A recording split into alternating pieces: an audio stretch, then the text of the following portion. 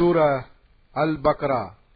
அளவற்ற அருளாளனும் நிகரற்ற அன்புடையவனுமாகிய அல்லாஹ்வின் திருப்பெயரால் துவங்குகின்றேன். அலிஃப் லாம் மீம். இதுவே அல்லாஹ்வின் திருவேதமாகும். இதில் எத்தகைய சந்தேகமும் இல்லை. பயபக்தி உடையோர்க்கு இது நேர்வழிகாட்டியாகும். பயபக்தி உடைய அவர்கள் புலன்களுக்கு எட்டா மறைவானவற்றின் மீது நம்பிக்கை கொள்வார்கள். தொழுகையையும் உறுதியாக முறைப்படி கடைபிடித்து ஒழுகுவார்கள். இன்னும் நாம் அவர்களுக்கு அளித்தவற்றிலிருந்து நல்வழியில் செலவும் செய்வார்கள். நபியே, இன்னும் அவர்கள் உமக்கு அருளப்பெற்ற வேதத்தின் மீதும் உமக்கு முன்னர் அருளப்பட்டவை மீதும் நம்பிக்கை கொள்வார்கள். இன்னும் மறுமையை உறுதியாக நம்புவார்கள். இவர்கள்தான் தங்கள் இறைவனின் நேர்வழியில் இருப்பவர்கள். மேலும் நிச்சயமாக இவர்களே வெற்றியாளர்கள். நிச்சயமாக இறைவனை நிராகரிப்போரை நீர் அச்சமூட்டி எச்சரித்தாலும் சரி அல்லது எச்சரிக்காவிட்டாலும் சரியே, அவர்கள் ஈமான் இறை நம்பிக்கை கொள்ள மாட்டார்கள். அல்லாஹ் அவர்களின் இதயங்களிலும் செவி புலன்களிலும் முத்திரை வைத்து விட்டான். இன்னும் அவர்களின் பார்வை மீது ஒரு திரை கிடக்கிறது. மேலும் அவர்களுக்கு கடுமையான வேதனையும் உண்டு. இன்னும் மனிதர்களில் நாங்கள் அல்லாஹுவின் மீதும் இறுதி தீர்ப்பு நாள் மீதும் நம்பிக்கை கொள்கிறோம் என்று கூறுவோரும் சிலர் இருக்கின்றனர். ஆனால் உண்மையில் அவர்கள் நம்பிக்கை கொண்டோர் அல்லர். இவ்வாறு கூறி அவர்கள் அல்லாஹுவையும் இறை நம்பிக்கை கொண்டோரையும் ஏமாற்றவே நினைக்கின்றார்கள். ஆனால் அவர்கள் உண்மையில் தம்மை தாமே ஏமாற்றிக் கொள்கிறார்களே தவிர வேறில்லை. எனினும் அவர்கள் இதை உணர்ந்து கொள்ளவில்லை. அவர்களுடைய இதயங்களில் ஒரு நோய் உள்ளது. அல்லாஹ் அந்த நோயை அவர்களுக்கு இன்னும் அதிகமாக ஆக்கிவிட்டார். மேலும் அவர்கள் பொய் சொல்லும் காரணத்தினால் அவர்களுக்கு துன்பம் தரும் வேதனையும் உண்டு. பூமியில் குழப்பத்தை உண்டாக்காதீர்கள் என்று அவர்களிடம் சொல்லப்பட்டால் நிச்சயமாக நாங்கள்தாம் சமாதானவாதிகள் என்று அவர்கள் சொல்கிறார்கள். நிச்சயமாக அவர்கள்தாம் குழப்பம் உண்டாக்குபவர்கள் அன்றோ? ஆனால் அவர்கள் இதை உணர்கிறார்கள் இல்லை. மேலும் மற்ற மனிதர்கள் நம்பிக்கை கொண்டது போன்று நீங்களும் நம்பிக்கை கொள்ளுங்கள் என்று அவர்களிடம் சொல்லப்பட்டால் மூடர்கள் நம்பிக்கை கொண்டது போல நாங்களும் நம்பிக்கை கொள்ள வேண்டுமா என்று அவர்கள் கூறுகிறார்கள். அப்படி அல்ல. நிச்சயமாக இப்படி கூறுபவர்களே மூடர்கள் அல்லவா? ஆயினும் தம் மடமையை இவர்கள் அறிவதில்லை. இன்னும் இந்த போலி விசுவாசிகள் ஈமான் கொண்டிருப்போரை சந்திக்கும் போது நாங்கள் ஈமான் கொண்டிருக்கிறோம் என்று கூறுகிறார்கள். ஆனால் அவர்கள் தங்கள் ஷைத்தான்களுடன் தனித்திருக்கும் போது நிச்சயமாக நாங்கள் உங்களுடன் தான் இருக்கிறோம், நிச்சயமாக நாங்கள் அவர்களை பரிகாசம் செய்பவர்களாகவே இருக்கிறோம் என கூறுகிறார்கள். அல்லாஹுதான் இவர்களை பரிகசிக்கிறான். இன்னும் இவர்களின் வழிகேட்டிலேயே கபோதிகளாக கட்டழியும்படி விட்டு விடுகிறான். இவர்கள்தாம் நேர்வழிக்கு பதிலாக தவறான வழியை கொள்முதல் செய்து கொண்டவர்கள். ஆனால் இவர்களுடைய இந்த வியாபாரம் இலாபம் தராது. மேலும் இவர்கள் நேர்வழி பெறுபவர்களும் அல்லர். இத்தகையோருக்கு ஓர் உதாரணம் நெருப்பை மூட்டிய ஒருவனின் உதாரணத்தை போன்றது. அந்நெருப்பானது அவனை சுற்றிலும் ஒளி வீசிய போது அல்லாஹ் அவர்களுடைய கண்களின் ஒளியை பறித்து விட்டான். இன்னும் பார்க்க முடியாத காரிருளில் அவர்களை விட்டு விட்டான். அவர்கள் செவிடர்களாக, ஊமையர்களாக, குருடர்களாக இருக்கின்றனர். எனவே அவர்கள் நேரான வழியின் பக்கம் மீளமாட்டார்கள். அல்லது இன்னும் ஓர் உதாரணம் காரிருளும் இடியும் மின்னலும் கொண்டு வானத்திலிருந்து கடுமழை கொட்டும் மேகம். இதில் அகப்பட்டுக் கொண்டோர் மரணத்துக்கு அஞ்சி இடியோசையை விட்டு தப்பித்துக் கொள்ள தங்கள் விரல்களை தம் காதுகளில் வைத்துக் கொள்கிறார்கள். ஆனால் அல்லாஹ் எப்போதும் இந்த நிராகரிப்பவர்களை சூழ்ந்தவனாகவே இருக்கின்றான். அம்மின்னல் அவர்களின் கண் பார்வையை பறித்துவிட பார்க்கிறது. அம்மின்னலானது அவர்களுக்கு ஒளி தரும் போதெல்லாம் அவர்கள் அதன் துணையினால் நடக்கிறார்கள். அவர்களை இருள் சூழ்ந்து கொள்ளும் போது வழி அறியாது நின்று விடுகிறார்கள். மேலும் அல்லாஹ் நாடினால் அவர்களுடைய கேள்வி புலனையும் பார்வைகளையும் போக்கிவிடுவான். நிச்சயமாக அல்லாஹ் எல்லாவற்றின் மீதும் பேராற்றல் உடையவன். மனிதர்களே, நீங்கள் உங்களையும் உங்களுக்கு முன் இருந்தோரையும் படைத்த உங்கள் இறைவனையே வணங்குங்கள். அதனால் நீங்கள் இறையச்சமும் தூய்மையும் உடையோராகலாம். அந்த இறைவனே உங்களுக்காக பூமியை விரிப்பாகவும் வானத்தை விதானமாகவும் அமைத்து வானத்தினின்றும் மழை பொழியச் செய்து அதனின்று உங்கள் உணவிற்காக கனிவர்க்கங்களை வெளிவரச் செய்கிறான். இந்த உண்மையெல்லாம் நீங்கள் அறிந்து கொண்டே இருக்கும் நிலையில் அவனுக்கு எவரையும் இணையாக்காதீர்கள். இன்னும் நம் அடியாருக்கு முஹம்மது ஸல்லல்லாஹு அலைஹி வஸல்லம் அவர்களுக்கு நாம் அருளியுள்ள வேதத்தில் நீங்கள் சந்தேகம் உடையோராக இருப்பீர்களானால், அந்த சந்தேகத்தில் உண்மை உடையோராகவும் இருப்பீர்களானால், அல்லாஹ்வை தவிர உங்கள் உதவியாளர்களையெல்லாம் ஒன்றாக அழைத்து வைத்துக் கொண்டு இது போன்ற ஓர் அத்தியாயமேனும் கொண்டு வாருங்கள். அப்படி நீங்கள் செய்யாவிட்டால் அப்படி செய்ய உங்களால் திண்ணமாக முடியாது. நரக நெருப்பை அஞ்சிக் கொள்ளுங்கள். மனிதர்களையும் கற்களையும் எரிபொருளாக கொண்டது அந்த நெருப்பு. இறைவனையும் அவன் வேதத்தையும் ஏற்க மறுக்கும் நிராகரிப்பவர்களுக்காகவே அது சித்தப்படுத்தப்பட்டுள்ளது. ஆனால் நம்பிக்கை கொண்டு நற்கர்மங்கள் செய்வோருக்கு நன்மாராயங்கள் கூறுவீராக. சதா ஓடிக்கொண்டிருக்கும் ஆறுகளை கொண்ட சுவனச் சோலைகள் அவர்களுக்காக உண்டு. அவர்களுக்கு உண்ண அங்கிருந்து ஏதாவது கனி கொடுக்கப்படும் போதெல்லாம் இதுவே முன்னரும் நமக்கு உலகில் கொடுக்கப்பட்டிருக்கிறது என்று கூறுவார்கள். ஆனால் தோற்றத்தில் இது போன்றதுதான் அவர்களுக்கு உலகத்தில் கொடுக்கப்பட்டிருந்தன. இன்னும் அவர்களுக்கு அங்கு தூய துணைவியரும் உண்டு. மேலும் அவர்கள் அங்கே நிரந்தரமாக வாழ்வார்கள். நிச்சயமாக அல்லாஹ் கொசுவையோ அதிலும் அற்பத்தில் மேற்பட்டதையோ உதாரணம் கூறுவதில் வெட்கப்பட மாட்டான். இறை நம்பிக்கை கொண்டவர்கள் நிச்சயமாக அவ்வுதாரணமானது தங்கள் இறைவனிடம் இருந்து வந்துள்ள உண்மை என்பதை அறிவார்கள். ஆனால் இறை நம்பிக்கை அற்ற நிராகரிப்பவர்களோ இவ்வித உதாரணத்தின் மூலம் இறைவன் என்ன நாடுகிறான் என்று ஏளனமாக கூறுகிறார்கள். அவன் இதைக் கொண்டு பலரை வழிகேட்டில் விடுகிறான், இன்னும் பலரை நல்வழிப்படுத்துகிறான். ஆனால் தீயவர்களை தவிர வேறு யாரையும் அவன் அதனால் வழிகேட்டில் ஆக்குவதில்லை. இத்தீயவர்கள் அல்லாஹ்விடம் செய்த ஒப்பந்தத்தை அது உறுதிப்படுத்தப்பட்ட பின்னர் முறித்து விடுகின்றனர். அல்லாஹ் ஒன்றிணைக்கப்பட வேண்டும் என்று கட்டளையிட்டதை துண்டித்து விடுவதுடன் பூமியில் குழப்பத்தையும் உண்டாக்குகிறார்கள். இவர்களேதாம் நஷ்டவாளிகள். நீங்கள் எப்படி அல்லாஹ்வை நம்ப மறுக்கிறீர்கள்? இல்லாமையில் உயிரற்றோராக இருந்த உங்களுக்கு அவனே உயிரூட்டினான். பின்பு அவன் உங்களை மரிக்கச் செய்வான், மீண்டும் உங்களை உயிர் பெறச் செய்வான்.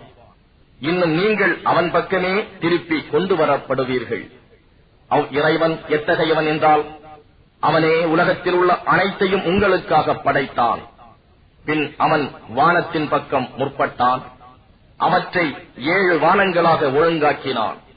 அன்றியும் அவனே அவற்றில் உள்ள ஒவ்வொரு பொருளையும் நன்கு அறிபவனாக இருக்கின்றான். நபியே, இன்னும் இறைவன் வானவர்களை நோக்கி, நிச்சயமாக நான் பூமியில் என் பிரதிநிதியை கலீஃபாவை அமைக்கப் போகிறேன் என்று கூறியபோது அவர்கள், இறைவா, அதில் குழப்பத்தை உண்டாக்கி இரத்தம் சிந்துவோரையா நீ அமைக்கப் போகிறாய்? இன்னும் நாங்களோ உன் புகழ் ஓதியவர்களாக உன்னை துதித்து உன் பரிசுத்தத்தை போற்றியவர்களாக இருக்கின்றோம் என்று கூறினார்கள்.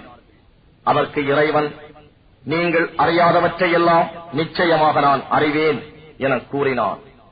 இன்னும் இறைவன் எல்லா பொருட்களின் பெயர்களையும் ஆதமுக்கு கற்றுக் கொடுத்தான்.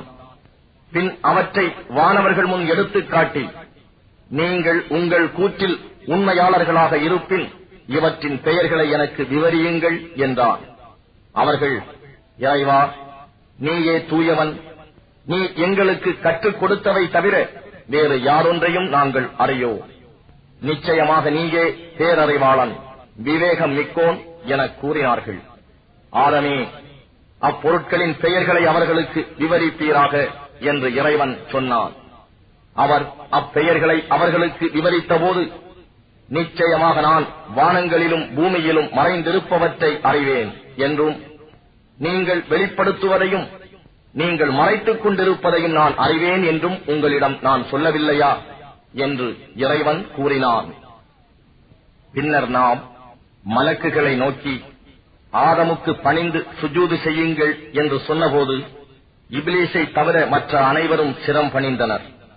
அவன் இப்லீஸ் மறுத்தான், ஆணவமும் கொண்டான். இன்னும் அவன் நிராகரிப்பவர்களை சார்ந்தவனாகிவிட்டான். மேலும் நாம், ஆதமே, நீரும் மனைவியும் இச்சுவனபதியில் குடியிருங்கள். மேலும் நீங்கள் இருவரும் விரும்பும் வளமானவற்றையெல்லாம் விரும்பிய இடங்களில் உண்ணுங்கள். ஆனால் நீங்கள் இருவரும் இம்மரத்தை நெருங்கவும் வேண்டாம். அப்படி செய்தீர்களானால் நீங்கள் இருவரும் அக்கிரமக்காரர்களில் நின்றும் ஆகிவிடுவீர்கள் என்று சொன்னோம். இதன் பின் ஷைத்தான் அவர்கள் இருவரையும் அதிலிருந்து வழி தவறச் செய்தான். அவர்கள் இருவரும் இருந்த நிலையிலிருந்து வெளியேறுமாறு செய்தான். இன்னும் நாம், நீங்கள் யாவரும் இங்கிருந்து இறங்குங்கள். உங்களில் ஒருவருக்கொருவர் பகைவராக இருப்பீர்கள். பூமியில் ஒரு குறிப்பிட்ட காலம் வரை உங்களுக்கு தங்குமிடமும் வாழ்க்கை தேட்டத்துக்கு உரிய தலமாகவும் இருக்கும் என்று கூறினோம். பின்னர் ஆதம் தம் இறைவனிடம் இருந்த சில வாக்குகளை கற்றுக்கொண்டார். இன்னும் அவற்றின் மூலமாக இறைவனிடம் மன்னிப்பு கோரினார். எனவே இறைவன் அவரை மன்னித்தான். நிச்சயமாக அவன் மிக மன்னிப்போனும் கருணையாளனும் ஆவான். பின்பு நாம் சொன்னோம், நீங்கள் அனைவரும் இவ்விடத்தை விட்டும் இறங்கிவிடுங்கள். என்னிடம் இருந்து உங்களுக்கு நிச்சயமாக நல்வழியை காட்டும் அறவுரைகள் வரும்போது, யார் என்னுடைய அவ்வழியை பின்பற்றுகிறார்களோ அவர்களுக்கு எத்தகைய பயமும் இல்லை, அவர்கள் துக்கப்படவும் மாட்டார்கள். அன்றி யார் இதை ஏற்க மறுத்து நம் வசனங்களையும் அத்தாட்சிகளையும் பொய்ப்பிக்க முற்படுகிறார்களோ அவர்கள் நரக நெருப்பின் தோழர்களாவர். அவர்கள் அந்நரகத்தில் என்றென்றும் தங்கியிருப்பர். இஸ்ராயேலின் சந்ததியினரே, நான் உங்களுக்கு அளித்த என்னுடைய அருட்கொடையை நினைவு கூறுங்கள். நீங்கள் என் வாக்குறுதியை நிறைவேற்றுங்கள். நான் உங்கள் வாக்குறுதியை நிறைவேற்றுவேன். மேலும் நீங்கள் வேறு எவருக்கும் அஞ்சாது எனக்கே அஞ்சுவீர்களாக. இன்னும் நான் இறக்கிய வேதத்தை நம்புங்கள். இது உங்களிடம் உள்ள வேதத்தை மெய்ப்பிக்கின்றது. நீங்கள் அதை ஏற்க மறுப்பவர்களில் முதன்மையானவர்களாயிருந்து விட வேண்டாம். மேலும் என் திருவசனங்களை சொற்ப விலைக்கு விற்று விடாதீர்கள்.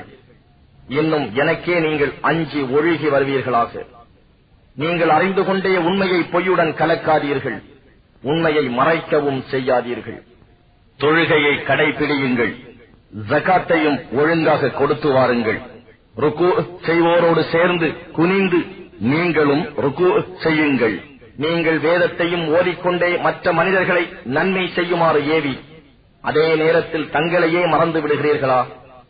நீங்கள் சிந்தித்து புரிந்து கொள்ள வேண்டாமா? மேலும் பொறுமையை கொண்டும் தொழுகையை கொண்டும் அல்லாஹ்விடம் உதவி தேடுங்கள். எனினும் நிச்சயமாக இது உள்ளச்சம் உடையோருக்கன்றி மற்றவர்களுக்கு பெரும் பாரமாகவே இருக்கும். உள்ளச்சம் உடைய அவர்கள்தாம் திடமாக தாம் தங்கள் இறைவனை சந்திப்போம், நிச்சயமாக அவனிடமே தாம் திரும்பச் செல்வோம் என்பதை உறுதியாக கருத்தில் கொண்டோர் ஆவர். இஸ்ராயேலின் மக்களே, முன்னர் நான் உங்களுக்கு அளித்த அருட்கொடையையும் உலகோர் யாவரையும் விட உங்களை மேன்மைப்படுத்தினேன் என்பதையும் நினைவு கூறுங்கள். இன்னும் ஓர் ஆத்மா மற்றோர் ஆத்மாவிற்கு சிறிதும் பயன்பட முடியாதே அந்த ஒரு நாளை நீங்கள் அஞ்சி நடத்தீர்களாக. அந்நாளில் எந்த பரிந்துரையும் அதற்காக ஏற்றுக்கொள்ளப்பட மாட்டாது. அதற்காக எந்த பதிலீடும் பெற்றுக் கொள்ளப்பட மாட்டாது. அன்றியும் பாவம் செய்த அவர்கள் உதவி செய்யப்படவும் மாட்டார்கள்.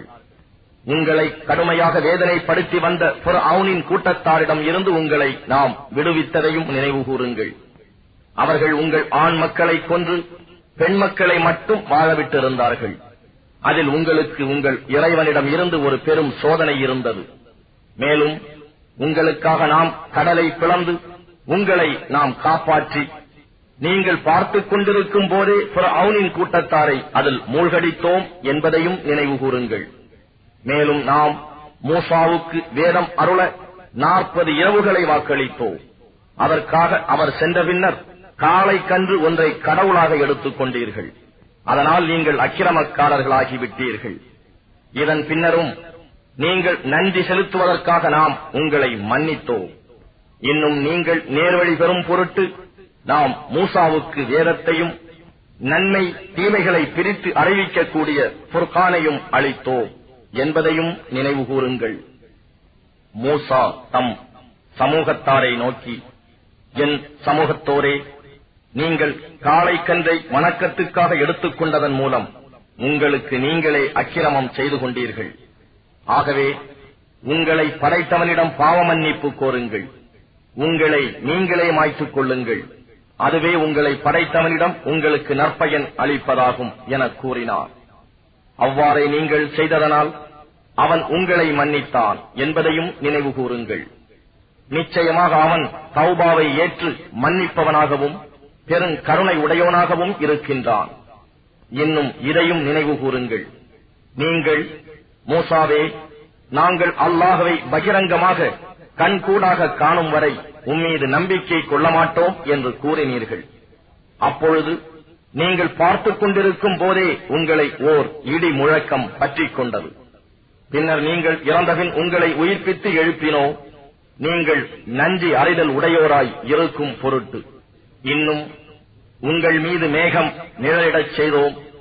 மேலும் மன்னு சல்வா என்னும் மேன்மையான உணவுப் பொருட்களை உங்களுக்காக இறக்கி வைத்து, நாம் உங்களுக்கு அருளியுள்ள பரிசுத்தமான உணவுகளில் இருந்து புசியுங்கள் என்றோ.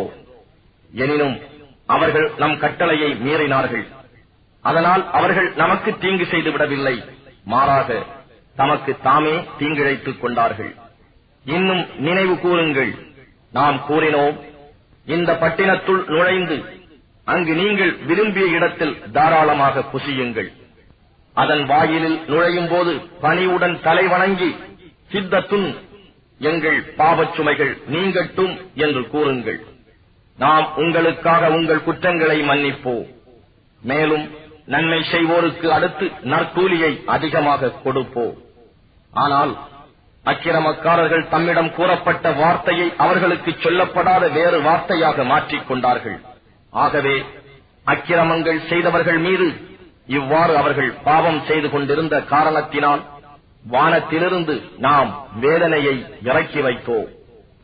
மூசா தம் சமூகத்தாருக்காக தண்ணீர் வேண்டி பிரார்த்தித்த போது, உமது கைத்தடியால் அப்பாறையில் அடிப்பீராக என நாம் கூறினோம்.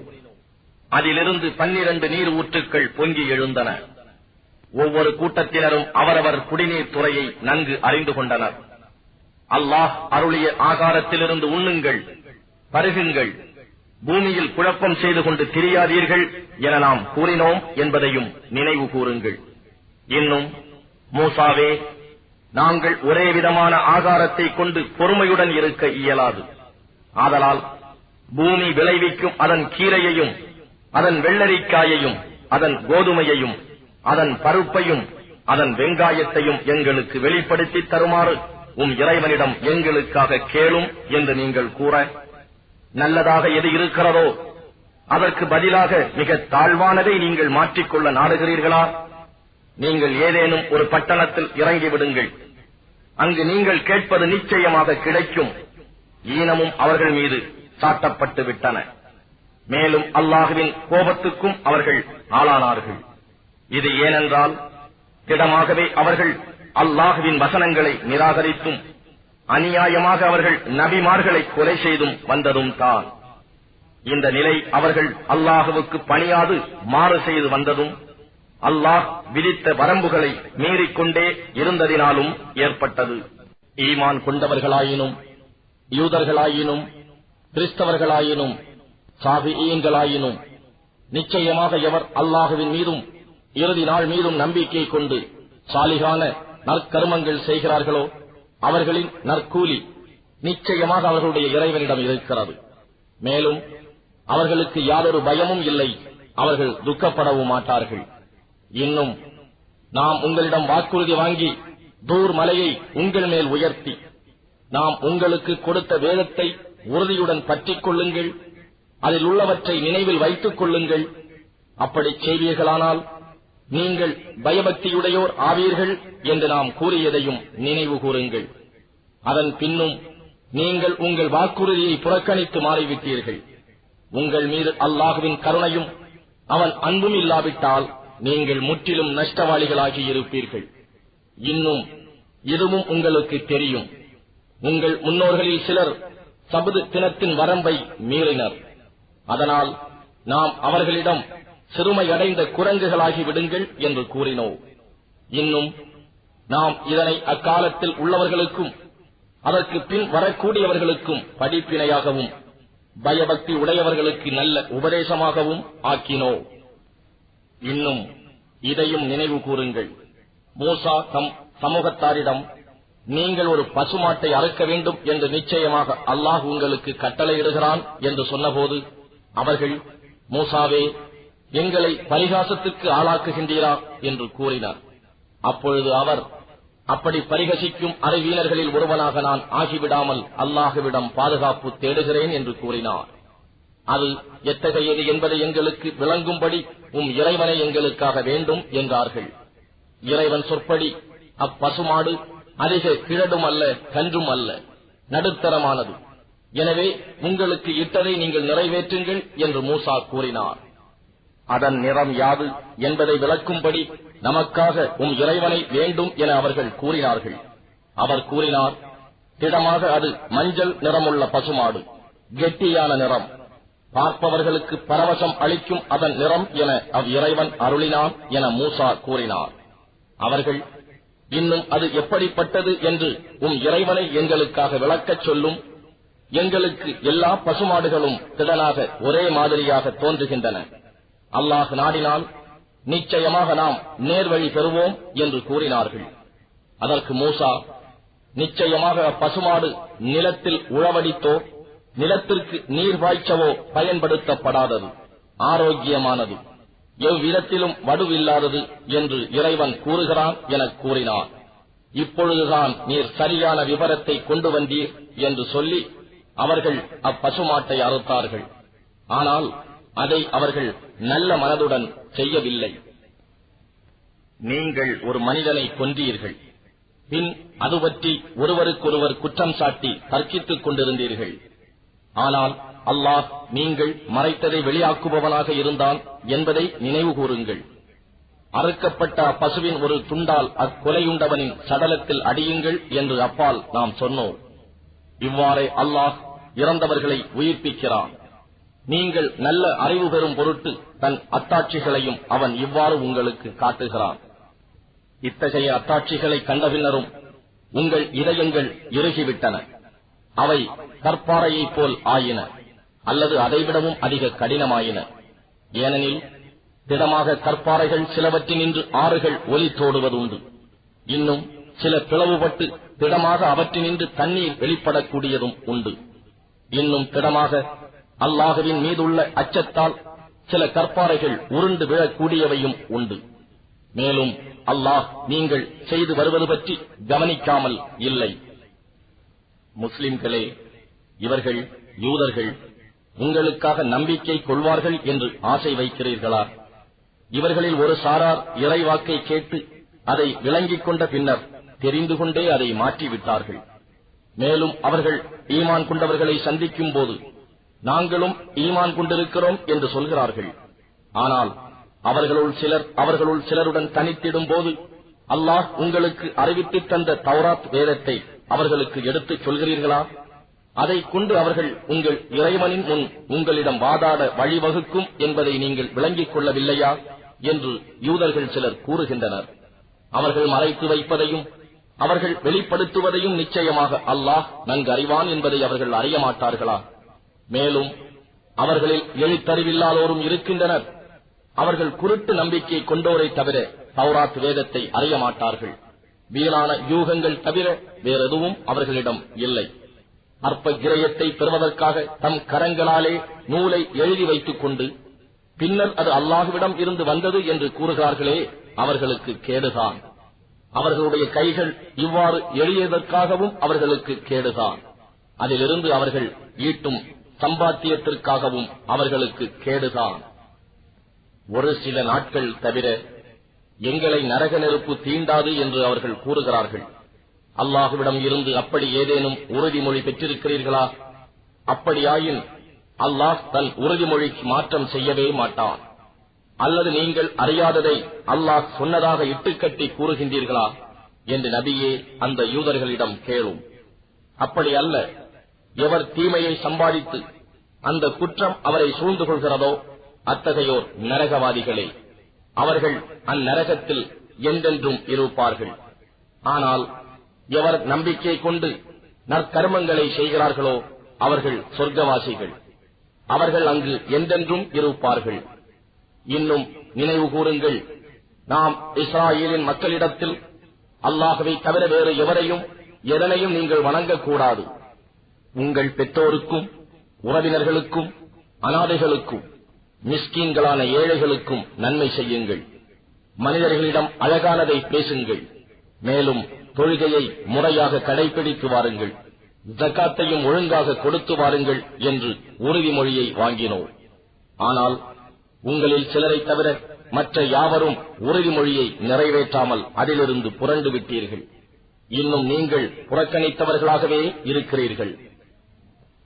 இன்னும் நினைவு கூறுங்கள், உங்களிடையே இரத்தங்களை சிந்தாதீர்கள், உங்களில் ஒருவர் மற்றவரை தம் வீடுகளை விட்டும் வெளியேற்றாதீர்கள் என்னும் உறுதிமொழியை வாங்கினோம். இதன்படி நடப்பதாக உறுதியளித்தீர்கள். அதற்கு நீங்களே சாட்சியாகவும் இருந்தீர்கள். இவ்வாறு உறுதிப்படுத்திய நீங்களே உங்களிடையே கொலை செய்கின்றீர்கள். உங்களிலேயே ஒரு சாராரை அவர்களுடைய வீடுகளில் இருந்து வெளியேற்றுகிறீர்கள். அவர்கள் மீது அக்கிரமம் புரியவும் பகைமை கொள்ளவும் அவர்களின் விரோதிகளுக்கு உதவி செய்கிறீர்கள். வெளியேற்றப்பட்டவர்கள் இவ்விரோதிகளிடம் சிக்கி கைதிகளாக உங்களிடம் வந்தால் அப்பொழுது மட்டும் பழிப்புக்கு அஞ்சி நஷ்ட ஈடு கொடுத்து அவர்களை விடுதலை செய்து விடுகிறீர்கள். ஆனால் அவர்களை வீடுகளை விட்டு வெளியேற்றுவது உங்கள் மீது தடுக்கப்பட்ட செயலாகும். அப்படி என்றால் நீங்கள் வேதத்தில் சிலரை நம்பி சிலரை மறுக்கிறீர்களா? எனவே உங்களில் இவ்வகையில் செயல்படுகிறவர்களுக்கு இவ்வுலக வாழ்வில் இழிவை தவிர வேறு கூலி எதுவும் கிடைக்காது. மறுமை நாளிலோ அவர்கள் மிக கடுமையான வேதனையின்பால் மீட்டப்படுவார்கள். இன்னும் நீங்கள் செய்து வருவதை அல்லாஹ் கவனிக்காமல் இல்லை. மறுமையின் நிலையான வாழ்க்கைக்கு பகரமாக அற்பமான இவ்வுலக வாழ்க்கையை விலைக்கு வாங்கிக் கொண்டவர்கள் இவர்கள்தாம். ஆகவே இவர்களுக்கு ஒரு சிறிதளவும் வேதனை இலேசாக்கப்பட மாட்டாது. இவர்கள் உதவியும் செய்யப்பட மாட்டார்கள். மேலும் நாம் மூசாவுக்கு நிச்சயமாக வேதத்தை கொடுத்தோம். அவருக்கு பின் தொடர்ச்சியாக இறை தூதர்களை நாம் அனுப்பினோம். இன்னும் மரியமின் குமாரர் ஈசாவுக்கு தெளிவான அத்தாட்சிகளை கொடுத்து ரூஹுல் குத்ஸி என்னும் பரிசுத்த ஆத்மாவை கொண்டு அவருக்கு வலுவூட்டினோம். உங்கள் மனம் விரும்பாததை நம் தூதர் உங்களிடம் கொண்டு வரும் போதெல்லாம் நீங்கள் கர்வம் கொண்டு புறக்கணித்து வந்தீர்கள் அல்லவா? சிலரை நீங்கள் பொய்ப்பித்தீர்கள், சிலரை கொன்றீர்கள். இன்னும் அவர்கள் யூதர்கள் எங்களுடைய இதயங்கள் பாதுகாக்கப்பட்டுள்ளன, இறை வசனங்கள் இதயங்களில் காப்பாக வைக்கப்பட்டுள்ளன, நமக்கு வேறொன்றும் தேவையில்லை என்று கூறுகிறார்கள். ஆனால் அவர்களுடைய நிராகரிப்பின் காரணத்தால் அல்லாஹ் அவர்களை சபித்து விட்டார். ஆகவே அவர்கள் சொற்பமாகவே ஈமான் கொள்வார்கள். அன்றியும் அவர்களிடம் இருக்கும் வேதத்தை மெய்ப்பிக்கும் அல் குர்ஆன் என்னும் வேதம் வந்தது. முன்னரெல்லாம் இந்த யூதர்கள் நிராகரிப்பவர்கள் மீது வெற்றி கொள்வதற்காக இவ்வேதத்தின் பொருட்டு வேண்டிக் கொண்டிருந்தார்கள். ஆனால் அவர்கள் வரும் என எதிர்பார்த்துக் கொண்டிருந்த வேதம் இதுதான் என்று நன்கு அறிந்து கொண்டே அவர்கள் இவ்வேதத்தை நிராகரிக்கிறார்களே. இப்படி நிராகரிப்போர் மீது அல்லாஹுவின் சாபக்கேடு உண்டாவதாக. அல்லாஹ் தன் நல்லடியார்களில் அவன் விரும்பியவர் மீது தன்னுடைய அருட்கொடையை வஹி இறக்கி வைத்தான்.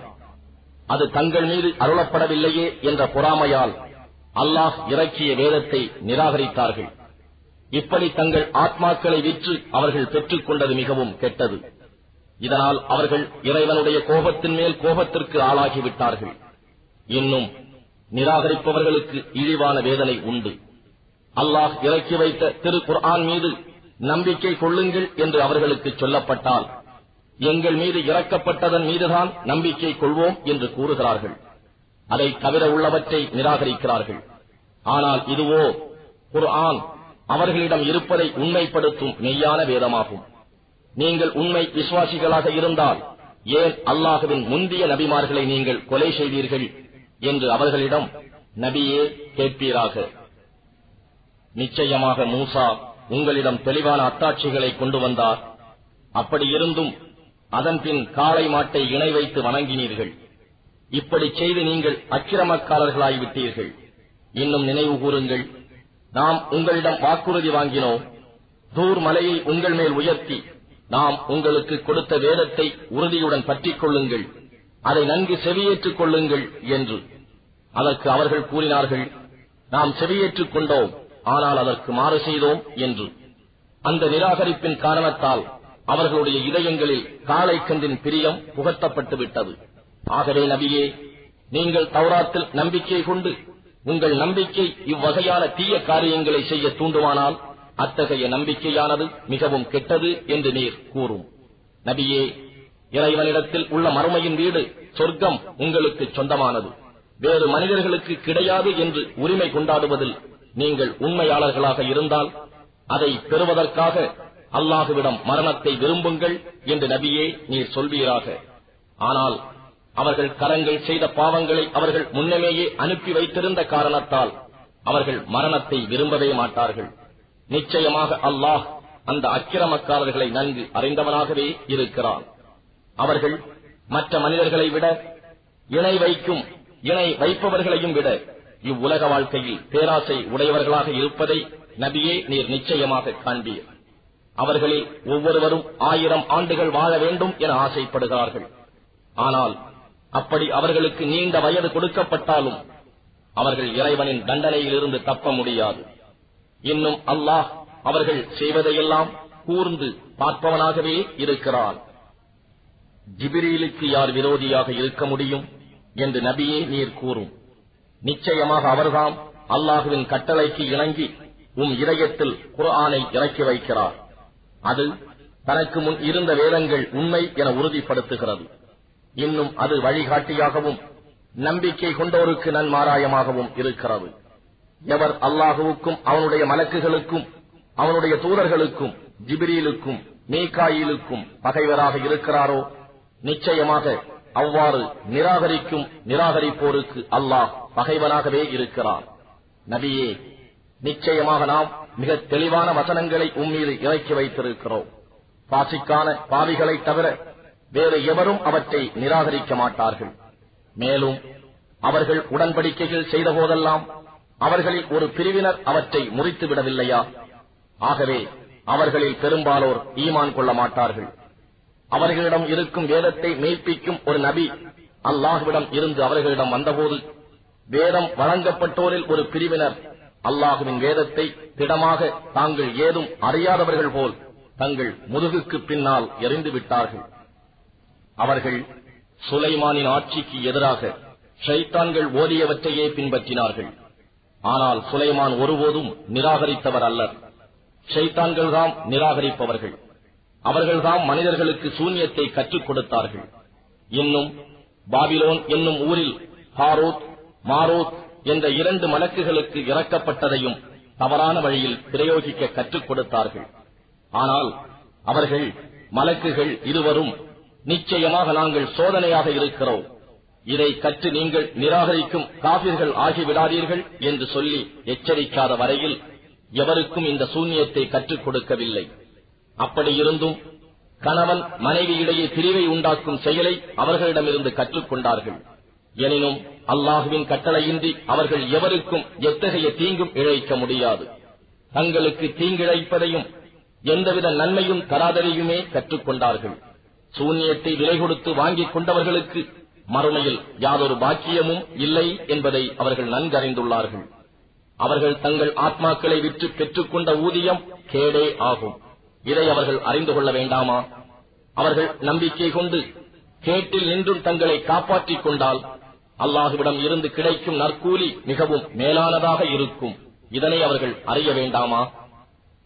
ஈமான் கொண்டோரே, நீங்கள் நம் ரசூலை பார்த்து 2 அர்த்தம் கொடுக்கும் சொல்லாகிய ராயினா என்று சொல்லாதீர்கள். இதற்கு பதிலாக அன்புடன் நோக்குவீர்களாக என்னும் பொருளை தரும் சொல்லாகிய உன்குர்னா என்று கூறுங்கள். இன்னும் அவர் சொல்வதை கேளுங்கள். மேலும் நிராகரிப்பவர்களுக்கு துன்பம் தரும் வேதனையும் உண்டு.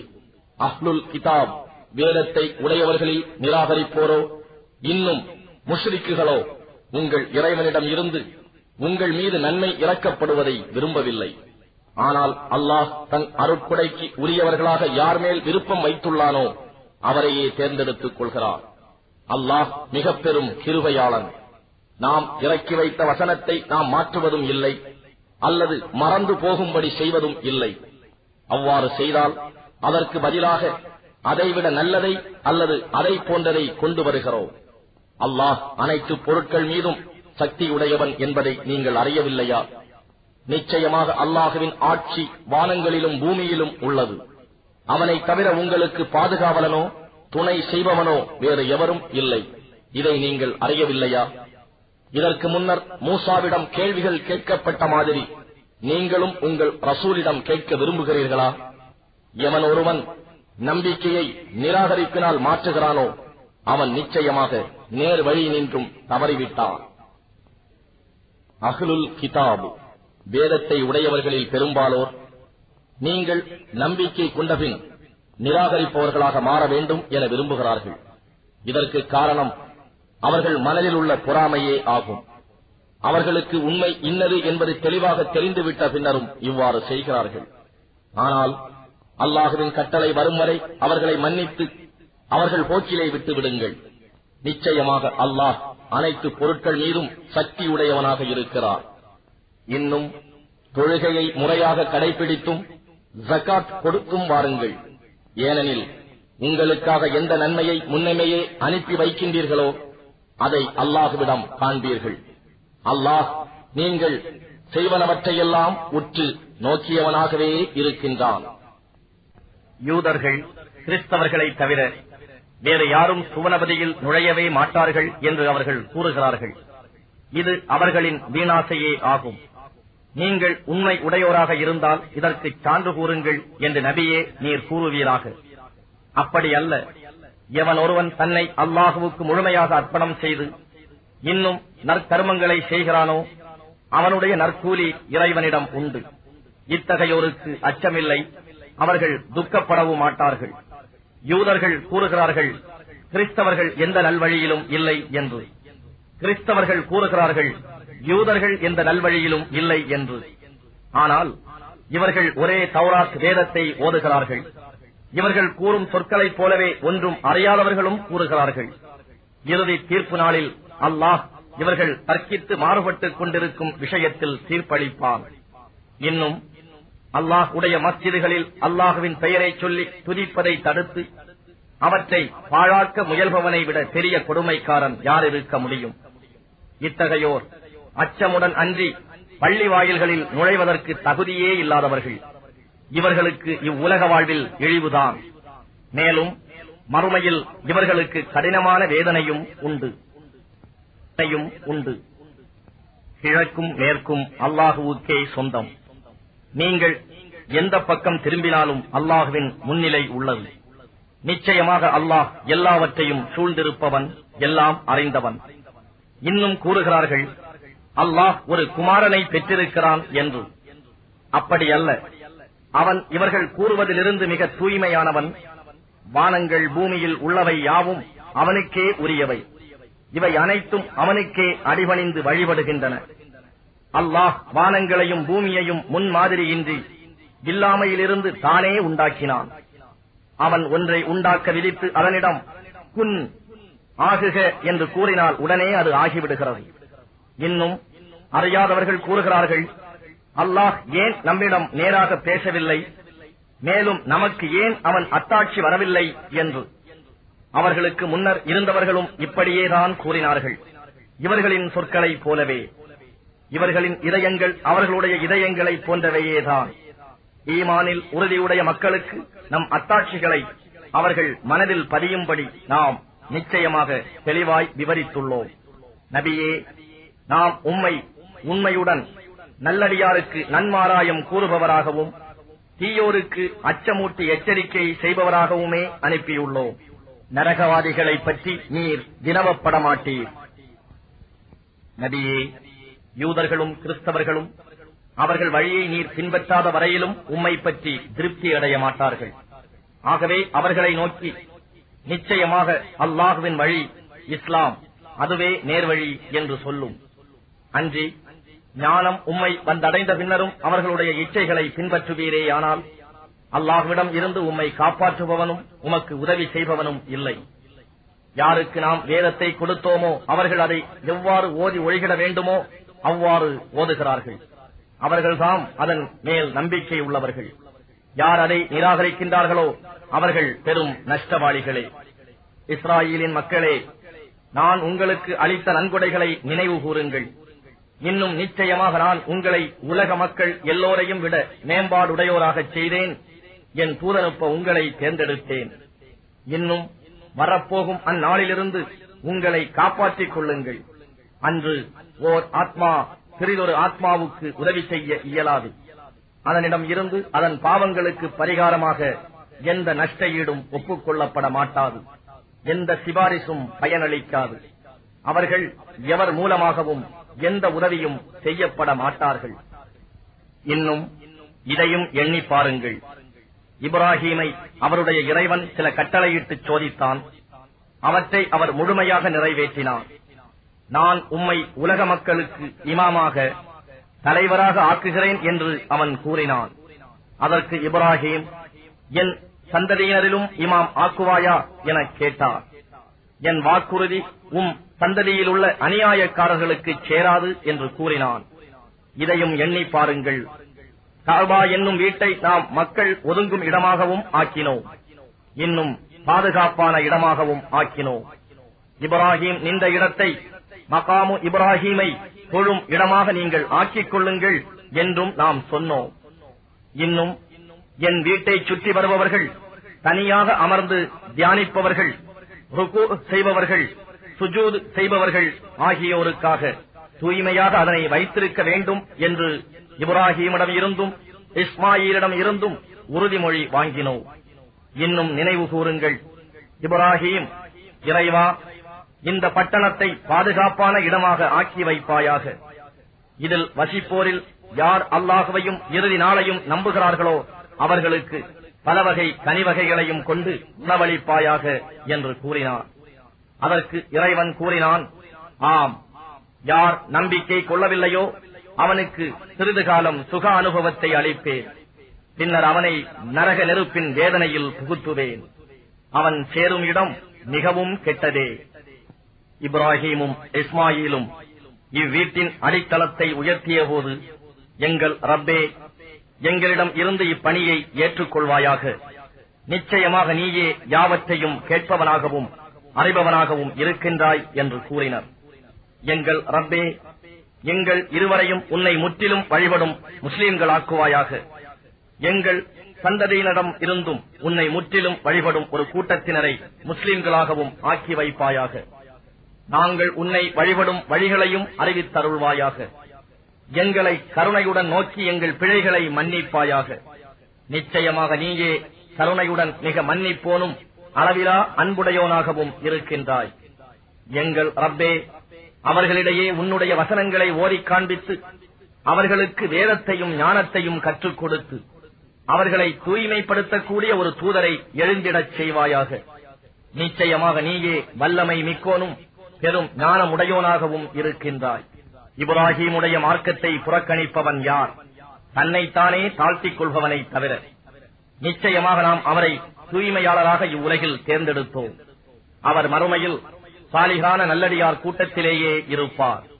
இன்னும் அவரிடம் அவருடைய இறைவன், என்னிடம் முற்றிலும் வழிபட்டவராக சரணடையும் என்று சொன்னபோது அவர், உலகங்களுக்கெல்லாம் இறைவனாகிய உனக்கு முற்றிலும் வழிபட்டவனாக சரணடைந்தேன் என்று கூறினார். இதையே இப்ராஹீம் தம் குமாரர்களுக்கு வசியத் உபதேசம் செய்தார். யாக்கூபும் இவ்வாறே செய்தார். அவர் கூறினார், என் குமாரர்களே, அல்லாஹ் உங்களுக்கு சன்மார்க்கத்தை இஸ்லாமை தேர்ந்தெடுத்துள்ளான். நீங்கள் முஸ்லிம்களாக அன்றி மரணிக்காதீர்கள். யாக்கூபுக்கு மரணம் நெருங்கிய போது நீங்கள் சாட்சியாக இருந்தீர்களா? அப்பொழுது அவர் தம் குமாரர்களிடம், எனக்கு பின் நீங்கள் யாரை வணங்குவீர்கள் என கேட்டதற்கு, உங்கள் நாயனை, உங்கள் மூதாதையர் இப்ராஹிம், இஸ்மாயில், இஸ்ஹாக் ஆகியோரின் நாயனை, ஒரே நாயனையே வணங்குவோம், அவனுக்கே முற்றிலும் வழிபட்ட முஸ்லிம்களாக இருப்போம் என கூறினர். அந்த உம்மத் சமூகம் சென்றுவிட்டது. அவர்கள் சம்பாதித்தவை அவர்களுக்கே, நீங்கள் சம்பாதித்தவை உங்களுக்கே. அவர்கள் செய்து கொண்டிருந்தது பற்றி நீங்கள் கேட்கப்பட மாட்டீர்கள். அவர்கள் கூறுகிறார்கள், நீங்கள் யூதர்களாக அல்லது கிறிஸ்தவர்களாக மாறிவிடுங்கள், நீங்கள் நேர்வழியை அடைவீர்கள் என்று. நீங்கள் கூறுங்கள், அப்படி அல்ல, நேரான வழியை சார்ந்த இப்ராஹீமின் மார்க்கத்தையே பின்பற்றுவோம். இணை வைக்கும் முஷ்ரிக்குகளில் நின்றும் அவர் இல்லை. மோமீன்களே, நாங்கள் அல்லாஹ்வையும் எங்களுக்கு இறக்கப்பட்ட வேதத்தையும் இப்ராஹிம், இஸ்மாயில், இஸ்ஹாக், யாக்கூப் இன்னும் அவர் சந்ததியினருக்கு இறக்கப்பட்டதையும், மூசாவுக்கும் ஈசாவுக்கும் கொடுக்கப்பட்டதையும், இன்னும் மற்ற நபிமார்களுக்கும் அவர்களின் இறைவனிடம் இருந்து கொடுக்கப்பட்டதையும் நம்புகிறோம். அவர்களில் நின்றும் ஒருவருக்கு இடையேயும் நாங்கள் வேறுபாடு காட்ட மாட்டோம். இன்னும் நாங்கள் அவனுக்கே முற்றிலும் வழிபடுகிறோம் என்று கூறுவீர்களாக. ஆகவே நீங்கள் ஈமான் கொள்வதைப் போல் அவர்களும் ஈமான் கொண்டால் நிச்சயமாக அவர்கள் நேர்வழியை பெற்று விடுவார்கள். ஆனால் அவர்கள் புறக்கணித்து விட்டால் நிச்சயமாக அவர்கள் பிளவில்தான் இருக்கின்றனர். எனவே அவர்களின் கெடுதல்களிடம் இருந்து உம்மை காப்பாற்ற அல்லாஹ்வே போதுமானவன். அவன் யாவற்றையும் செவியுறுவோனாகவும் எல்லாம் அறிந்தோனுமாக இருக்கின்றான். இதுவே அல்லாஹ்வின் வர்ணம், ஞான ஸ்நானம் ஆகும். அவ்வர்ணம் கொடுப்பதில் அல்லாஹ்வை விட அழகானவர் யார்? அவனையே நாங்கள் வணங்குகின்றோம் என கூறுவீர்களாக. அல்லாஹ்வை பற்றி நீங்கள் எங்களிடம் தர்க்கிக்கிறீர்களா? அவனே எங்கள் ரப்பும் உங்கள் ரப்பும் ஆவான். எங்கள் செய்கைகளின் பலன் எங்களுக்கு, உங்கள் செய்கைகளின் பலன் உங்களுக்கு. மேலும் நாங்கள் அவனுக்கே கலப்பற்ற ஈமான் உடையவர்களாக இருக்கின்றோம் என்று நபியே அவர்களுக்கு நீர் கூறுவீராக. இப்ராஹீமும் இஸ்மாயிலும் இஸ்ஹாக்கும் யாக்கூபும் இன்னும் அவர்களுடைய சந்ததியினர் யாவரும் நிச்சயமாக யூதர்கள் அல்லது கிறிஸ்தவர்களே என்று கூறுகிறீர்களா? நபியே நீர் கேட்பீராக, இதை பற்றி உங்களுக்கு நன்றாக தெரியுமா அல்லது அல்லாஹுவுக்கா? அல்லாஹுவிடம் இருந்து தன்பால் வந்திருக்கும் சாட்சியங்களை மறைப்பவனை விட அநியாயக்காரன் யார்? இன்னும் அல்லாஹ் நீங்கள் செய்பவை பற்றி பராமுகமாக இல்லை. அந்த உம்மத் சமூகம் சென்று விட்டது. அவர்கள் சம்பாதித்தவை அவர்களுக்கே, நீங்கள் சம்பாதித்தவை உங்களுக்கே. அவர்கள் செய்து கொண்டிருந்தது பற்றி நீங்கள் கேட்கப்பட மாட்டீர்கள்.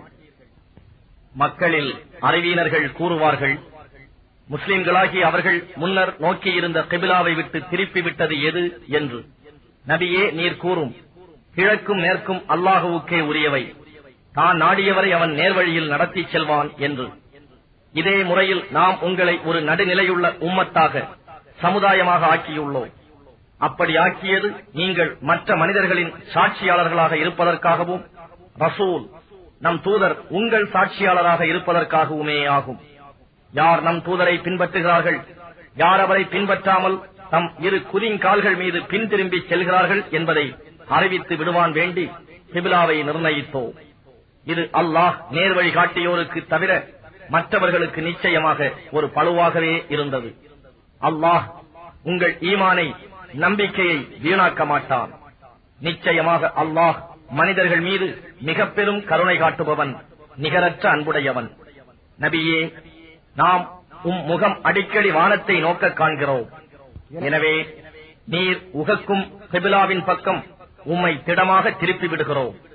ஆகவே நீர் இப்பொழுது மக்காவின் மஸ்ஜிதுல் ஹராம் பக்கம் முகத்தை திருப்பிக் கொள்ளும். முஸ்லிம்களே, இன்னும் நீங்கள் எங்கிருந்தாலும் தொழுகையின் போது உங்கள் முகங்களை அந்த கிபிலாவின் பக்கமே திருப்பிக் கொள்ளுங்கள். வேதமுடையவர்கள் இது அவர்களுடைய ரப்பிடம் இருந்து வந்த உண்மை என்பதை நிச்சயமாக அறிவார்கள். அல்லாஹ் அவர்கள் செய்வது பற்றி பராமுகமாக இல்லை. வேதம் கொடுக்கப்பட்டவர்களிடம் நீர் எல்லாவிதமான அத்தாட்சிகளையும் எடுத்துக் காட்டிய போதிலும் அவர்கள் கிபிலாவை பின்பற்ற மாட்டார்கள். நீரும் அவர்களுடைய கிபிலாவை பின்பற்றுபவர் அல்லர். இன்னும் அவர்களில் சிலர் மற்றவர்களின் கிபிலாவை பின்பற்றுபவர்களும் அல்லர். எனவே இதை பற்றிய ஞானம் உம்மை எய்தியபின் நீர் அவர்களுடைய விருப்பங்களை பின்பற்றி நடப்பீராயின் நிச்சயமாக நீர் அநியாயக்காரர்களில் ஒருவராக இருப்பீர். எவர்களுக்கு நாம் வேதங்களை கொடுத்தோமோ அவர்கள் தம் சொந்த மக்களை அறிவதைப் போல இந்த உண்மையை அறிவார்கள். ஆனால் அவர்களில் ஒரு பிரிவினர் நிச்சயமாக அறிந்து கொண்டே உண்மையை மறைக்கின்றனர். கிபிலாவை பற்றிய இவ்வுண்மை இறைவனிடம் இருந்து வந்ததாகும். ஆகவே அதனை சந்தேகிப்போரில் ஒருவராக நீர் ஆகிவிட வேண்டாம். ஒவ்வொரு கூட்டத்தவர்க்கும் தொழுகைக்கான ஒரு திசை உண்டு. நாயன் அதன் பக்கம் அவர்களை திருப்புகின்றவனாக இருக்கின்றான். எனவே மோமீன்களே, கிபிலா முதலானவை பற்றி நற்செயல்களின் பால் நீங்கள் முந்திக் கொள்ளுங்கள். நீங்கள் எங்கு இருப்பினும் அல்லாஹ் உங்கள் யாவரையும் ஒன்று சேர்ப்பான். நிச்சயமாக அல்லாஹ் எல்லா பொருட்களின் மீதும் பேராற்றல் மிக்கோனாக இருக்கின்றான். ஆகவே நபியே, நீர் எங்கிருந்து புறப்பட்டாலும் தொழுகையின் போது முகத்தை புனித பள்ளி வாயிலின் பக்கமே திருப்பிக் கொள்வீராக. நிச்சயமாக இதுதான் ரப்பிடம் இருந்து வந்த உண்மை. அல்லாஹ் நீங்கள் செய்பவை பற்றி பராமுகமாக இல்லை. ஆகவே நபியே, நீர் எங்கிருந்து புறப்பட்டாலும் தொழுகையின் போது முகத்தை புனித பள்ளி வாயிலின் பக்கமே திருப்பிக் கொள்ளும். மோமீன்களே, அநியாயக்காரர்களை தவிர மற்ற மனிதர்கள் உங்களுடன் வீண் தர்க்கம் செய்ய இடம் கொடாமல் இருக்கும் பொருட்டு நீங்களும் எங்கே இருந்தாலும் புனித பள்ளி வாயிலின் பக்கமே உங்கள் முகங்களை திருப்பிக் கொள்ளுங்கள். எனவே அவர்களுக்கு அஞ்சாதீர்கள், எனக்கே அஞ்சுங்கள். இன்னும் என்னுடைய நேமத்துகளை, அருட்கொடைகளை உங்கள் மீது முழுமையாக்கி வைப்பதற்கும் நீங்கள் நேர்வழியினை பெறுவதற்கும் பிறருக்கு அஞ்சாது எனக்கே அஞ்சுங்கள். இதே போன்று நாம் உங்களில் இருந்தே ஒருவரை நம் வசனங்களை உங்களுக்கு எடுத்து ஓதுவதற்காகவும் உங்களை தூய்மைப்படுத்துவதற்காகவும் உங்களுக்கு வேதத்தையும் ஞானத்தையும் கற்றுக் கொடுப்பதற்காகவும் இன்னும் உங்களுக்கு தெரியாமல் இருந்தவற்றை உங்களுக்கு கற்றுக் கொடுப்பதற்காகவும் நபியாக அனுப்பியுள்ளோம். ஆகவே நீங்கள் என்னை நினைவு கூறுங்கள், நானும் உங்களை நினைவு கூறுவேன். இன்னும் நீங்கள் எனக்கு நன்றி செலுத்துங்கள், எனக்கு மாறு செய்யாதீர்கள். நம்பிக்கை கொண்டோரே, பொறுமையுடனும் தொழுகையுடனும் இறைவனிடம் உதவி தேடுங்கள். நிச்சயமாக அல்லாஹ் பொறுமை உடையவர்களுடன் இருக்கின்றான். இன்னும் அல்லாஹுவின் பாதையில் கொல்லப்பட்டோரை அவர்கள் இறந்துவிட்டவர்கள் என்று கூறாதீர்கள். அப்படி அல்ல, அவர்கள் உயிர் உள்ளவர்கள். எனினும் நீங்கள் இதை உணர்ந்து கொள்ள மாட்டீர்கள். நிச்சயமாக நாம் உங்களை ஓரளவு அச்சத்தாலும் பசியாலும் பொருள்கள், உயிர்கள், விளைச்சல்கள் ஆகியவற்றின் இடத்திலாலும் சோதிப்போம். ஆனால் பொறுமையுடையோருக்கு நபியே, நீர் நன்மாராயம் கூறுவீராக. பொறுமையுடையோராகி அவர்களுக்கு துன்பம் ஏற்படும் போது நிச்சயமாக நாம் அல்லாஹுவுக்கே உரியவர்கள், நிச்சயமாக நாம் அவனிடமே திரும்பிச் செல்வோம் என்று கூறுவார்கள். இத்தகையோர் மீதுதான் அவர்களுடைய இறைவனின் நல்லாசியும் ரஹ்மத்தும் கிருபையும் உண்டாகின்றன. இன்னும் இவர்கள்தாம் நேர்வழியை அடைந்தவர்கள். நிச்சயமாக சஃபா, மர்வா என்னும் மலைகள் அல்லாஹுவின் அடையாளங்களில் நின்றும் உள்ளன. எனவே எவர் கஅபா என்னும் அவ்வீட்டை ஹஜ் அல்லது உம்ரா செய்கிறார்களோ அவர்கள் அவ்விரு மலைகளையும் சுற்றி வருதல் குற்றமல்ல. இன்னும் எவனொருவன் தானாகவே நற்கருமங்கள் செய்கிறானோ அவனுக்கு நிச்சயமாக அல்லாஹ் நன்றி அறிதல் காண்பிப்பவனாகவும் அவனுடைய நற்செயல்களை நன்கறிந்தவனாகவும் இருக்கின்றான். நாம் அருளிய தெளிவான அத்தாட்சிகளையும் நேர் வழியையும் அதனை நாம் வேதத்தில் மனிதர்களுக்காக விளக்கிய பின்னரும் யார் மறைக்கின்றார்களோ நிச்சயமாக அவர்களை அல்லாஹ் சபிக்கிறான். மேலும் அவர்களை சபிப்பதற்கு உரிமை உடையவர்களும் சபிக்கிறார்கள். எனினும் யார் தங்கள் தவறுகளுக்காக மனம் வருந்தி தங்களை திருத்திக் கொண்டு இன்னும் உண்மையை எடுத்துக் கூறுகிறார்களோ அவர்களை நான் மன்னித்து விடுகிறேன். நான் மிக மன்னிப்போனாகவும் அளவிலா அன்புடையோனுமாக இருக்கின்றேன். யார் இவ்வேத உண்மைகளை நிராகரிக்கிறார்களோ இன்னும் நிராகரிக்கும் காபிர்களாகவே மரித்தும் விடுகிறார்களோ நிச்சயமாக அவர்கள் மீது அல்லாஹ் உடையவும் மலக்குகளுடையவும் மனிதர்கள் அனைவருடையவும் சாபம் உண்டாகும். அவர்கள் அச்சாபத்திலேயே என்றென்றும் இருப்பார்கள். அவர்களுடைய வேதனை இலேசாக்கப்பட மாட்டாது. மேலும் மன்னிப்பு கோர அவர்களுக்கு அவகாசமும் கொடுக்கப்பட மாட்டாது. மேலும் உங்கள் நாயன் ஒரே நாயன்தான், அவனை தவிர வேறு நாயன் இல்லை. அவன் அளவற்ற அருளாளன், நிகரற்ற அன்புடையோன். நிச்சயமாக வானங்களையும் பூமியையும் அல்லாஹ் படைத்திருப்பதிலும் இரவும் பகலும் மாறி மாறி வந்து கொண்டிருப்பதிலும் மனிதர்களுக்கு பயன் தருவதைக் கொண்டு கடலில் செல்லும் கப்பல்களிலும் வானத்திலிருந்து அல்லாஹ் தண்ணீரை இறக்கி அதன் மூலமாக பூமி இறந்தபின் அதை உயிர்ப்பிப்பதிலும் அதன் மூலம் எல்லாவிதமான பிராணிகளையும் பரவவிட்டிருப்பதிலும் காற்றுகளை மாறி மாறி வீசச் செய்வதிலும் வானத்திற்கும் பூமிக்கும் இடையே கட்டுப்பட்டிருக்கும் மேகங்களிலும் சிந்தித்து உணரும் மக்களுக்கு அல்லாஹ் உடைய வல்லமையையும் கருணையையும் எடுத்துக் காட்டும் சான்றுகள் உள்ளன. இப்படி இருந்தும் அல்லாஹ் அல்லாதவற்றை அவனுக்கு இணையாக வைத்துக் கொண்டு அவற்றை அல்லாஹ்வை நேசிப்பதற்கு ஒப்ப நேசிப்போரும் மனிதர்களில் இருக்கிறார்கள். ஆனால் நம்பிக்கை கொண்டவர்கள் அல்லாஹ்வை நேசிப்பதில் உறுதியான நிலையுள்ளவர்கள். இன்னும் இணை வைக்கும் அக்கிரமக்காரர்களுக்கு பார்க்க முடியுமானால் அல்லாஹ் தரவிருக்கும் வேதனை எப்படி இருக்கும் என்பதை கண்டுகொள்வார்கள். அனைத்து வல்லமையும் அல்லாஹுவுக்கே சொந்தமானது. நிச்சயமாக தண்டனை கொடுப்பதில் அல்லாஹ் மிகவும் கடுமையானவன் என்பதையும் கண்டுகொள்வார்கள். இத்தவறான வழியில் யாரை பின்பற்றினார்களோ அத்தலைவர்கள் தம்மை பின்பற்றியோரை கைவிட்டு விடுவார்கள். இன்னும் அவர்கள் வேதனையை காண்பார்கள். அவர்களிடையே இருந்த தொடர்புகள் யாவும் அறுபட்டுவிடும். அத்தலைவர்களை பின்பற்றியவர்கள் கூறுவார்கள், நமக்கு உலகில் வாழ இன்னொரு வாய்ப்பு கிடைக்குமானால் அத்தலைவர்கள் நம்மை கைவிட்டு விட்டதைப் போல நாமும் அவர்களை கைவிட்டு விடுவோம். இவ்வாறே அல்லாஹ் அவர்கள் செய்த செயல்கள் அவர்களுக்கு பெரும் துக்கம் அளிப்பனவாக எடுத்துக் காட்டுவான். அன்றியும் அவர்கள் நரக நெருப்பில் நின்றும் வெளியேறுகிறவர்களும் அல்லர். மனிதர்களே, பூமியில் உள்ள பொருட்களில் அனுமதிக்கப்பட்டவற்றையும் பரிசுத்தமானவற்றையும் அருந்துங்கள். ஷைத்தானின் அடிச்சுவட்டை பின்பற்றாதீர்கள். நிச்சயமாக அவன் உங்களுக்கு பகிரங்கமான பகைவனாவான். இன்னும் நிச்சயமாக அவன் தீயவற்றையும் மானக்கேடானவற்றையும் செய்யும்படியும் அல்லாஹுவை பற்றி நீங்கள் அறியாததை கூறும்படியும் உங்களை ஏவுகிறான். மேலும் அல்லாஹ் இறக்கி வைத்த இவ்வேதத்தை பின்பற்றுங்கள் என்று அவர்களிடம் கூறப்பட்டால் அவர்கள், அப்படி அல்ல, எங்களுடைய மூதாதையர்கள் எந்த வழியில் நடக்க கண்டோமோ அந்த வழியையே நாங்களும் பின்பற்றுகிறோம் என்று கூறுகிறார்கள். என்ன, அவர்களுடைய மூதாதையர்கள் எதையும் விளங்காதவர்களாகவும் நேர்வழி பெறாதவர்களாகவும் இருந்தால் கூடவா? அந்த காபிர்களுக்கு உதாரணம் என்னவென்றால், ஒரு ஆடு மாடு மேய்ப்பவனின் கூப்பாட்டையும் கூச்சலையும் தவிர வேறெதையும் கேட்டு அறிய இயலாதவை கால்நடை போன்றவர்கள். அவர்கள் செவிடர்களாகவும் ஊமையர்களாகவும் குருடர்களாகவும் இருக்கின்றனர். அவர்கள் எந்த நற்போதனையையும் உணர்ந்து கொள்ள மாட்டார்கள்.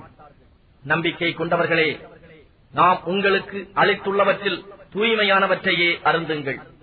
நீங்கள் அல்லாஹுவையே வணங்குபவர்களாக இருப்பீர்களாயின் அல்லாஹுவுக்கு நன்றி செலுத்தி வாருங்கள். நீங்கள் சாப்பிட அனுமதிக்கப்படாதவை தானாக செத்ததும் இரத்தமும் பன்றியின் மாமிசமும் அறுக்கும் போது அல்லாஹ் அல்லாத பெயர் சொல்லப்பட்டதும் ஆகியவைதாம்.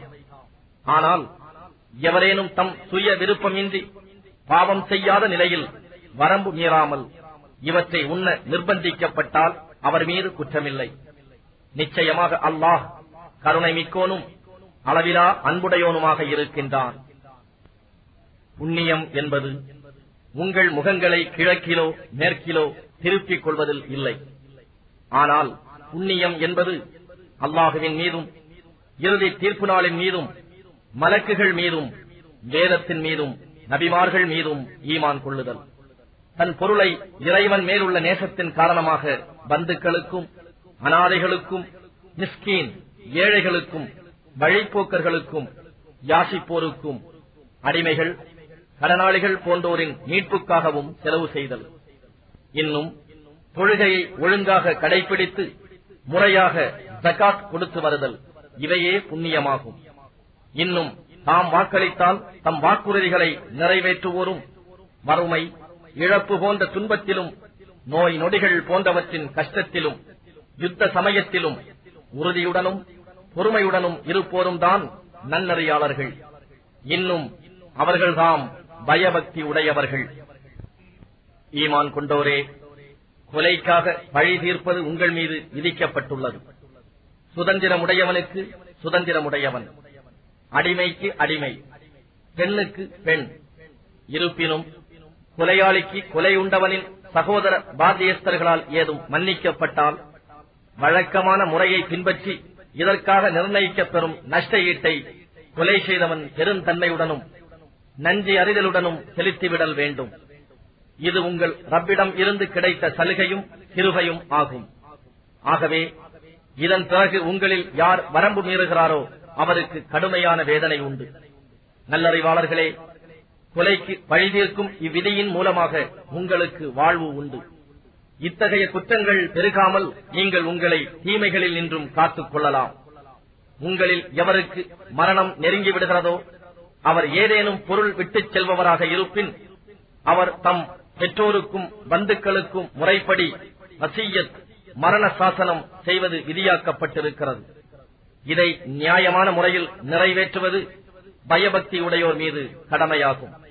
ஆனால் மரண சாசனத்தை கேட்ட பின்னர் எவரேனும் ஒருவர் அதை மாற்றினால் நிச்சயமாக அதன் பாவமெல்லாம் யார் அதை மாற்றுகிறார்களோ அவர்கள் மீதே சாரும். நிச்சயமாக அல்லாஹ் யாவற்றையும் கேட்பவனாகவும் அறிபவனாகவும் இருக்கின்றான்.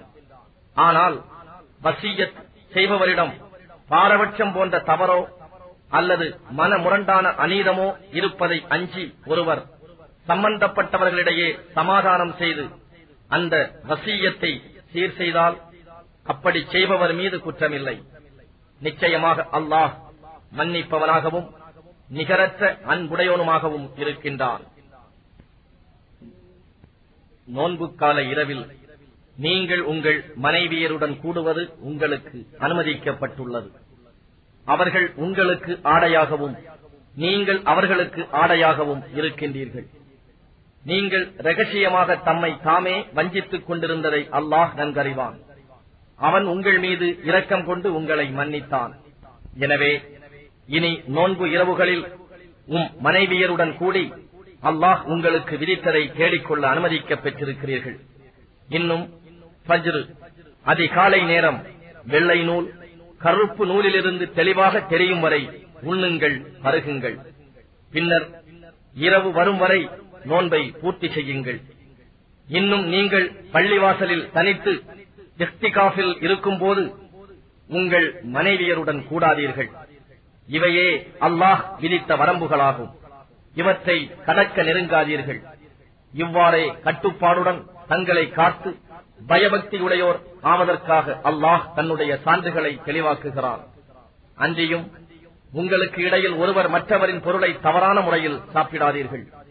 மேலும் நீங்கள் அறிந்து கொண்டே பிற மக்களின் பொருள்களிலிருந்து எந்த ஒரு பகுதியையும் அநியாயமாக தின்பதற்காக அதிகாரிகளிடம் லஞ்சம் கொடுக்க நெருங்காதீர்கள்.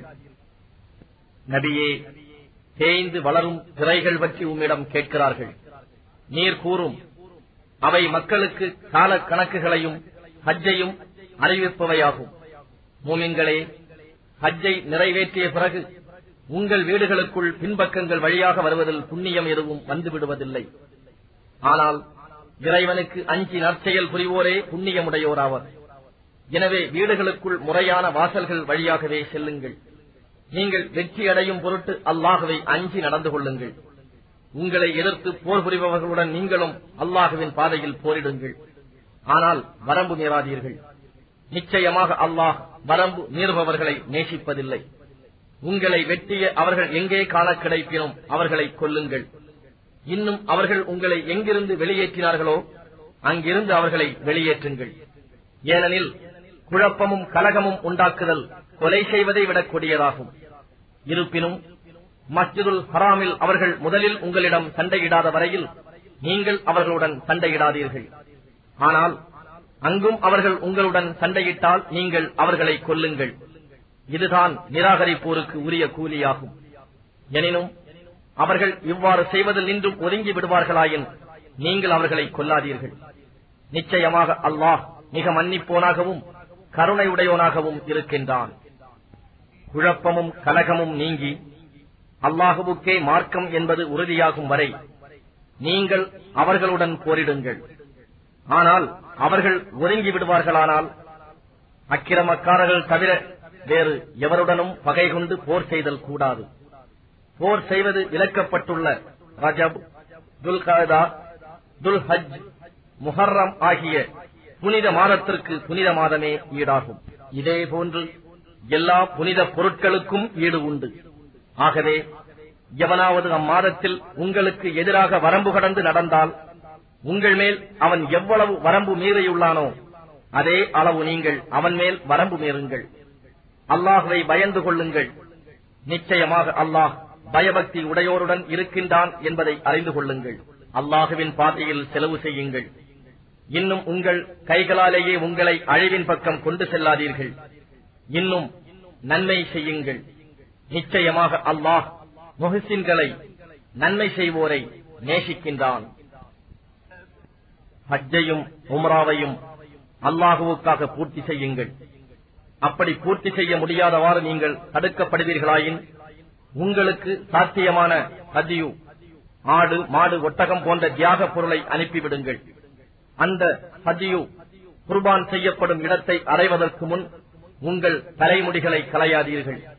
ஆயினும் உங்களில் எவரேனும் நோயாளியாக இருப்பதினாலோ அல்லது தலையில் ஏதேனும் தொந்தரவு தரக்கூடிய பிணியின் காரணமாகவோ தலைமுடியை இறக்கிக் கொள்ள வேண்டிய கட்டாயம் ஏற்பட்டால் அதற்கு பரிகாரமாக நோன்பு இருத்தல் வேண்டும், அல்லது ஏழைகளுக்கு உணவளித்தல் வேண்டும், அல்லது குர்பானி கொடுத்தல் வேண்டும். பின்னர் நெருக்கடி நீங்கி நீங்கள் சமாதான நிலையை பெற்றால் ஹஜ் வரை உம்ரா செய்வதன் சௌகரியங்களை அடைந்தோர் இயன்ற அளவு குர்பானி கொடுத்தல் வேண்டும். அவ்வாறு குர்பானி கொடுக்க சாத்தியமில்லையாயின் ஹஜ் செய்யும் காலத்தில் 3 நாட்களும் பின்னர் தம் ஊர் திரும்பியதும் 7 நாட்களும் ஆக பூரணமாக 10 நாட்கள் நோன்பு நோற்றல் வேண்டும். இந்த சலுகையானது எவருடைய குடும்பம் மஸ்ஜிதுல் ஹராமின் பக்கத்தில் இல்லையோ அவருக்குத்தான். ஆகவே அல்லாஹுவை பயந்து கொள்ளுங்கள். நிச்சயமாக அல்லாஹ் வேதனை கொடுப்பதில் கடுமையானவன் என்பதை அறிந்து கொள்ளுங்கள். ஹஜ்ஜுக்கு உரிய காலம் குறிப்பிடப்பட்ட மாதங்களாயிருக்கும். எனவே அவற்றில் எவரேனும் இஹ்ராம் அணிந்து ஹஜ்ஜை தம் மீது கடமையாக்கிக் கொண்டால் ஹஜ்ஜின் காலத்தில் சம்போகம், கெட்ட வார்த்தைகள் பேசுதல், சச்சரவு ஆகியவை செய்தல் கூடாது. நீங்கள் செய்யும் ஒவ்வொரு நன்மையையும் அல்லாஹ் அறிந்தவனாகவே இருக்கின்றான். மேலும் ஹஜ்ஜுக்கு தேவையான பொருட்களை சித்தப்படுத்தி வைத்துக் கொள்ளுங்கள்.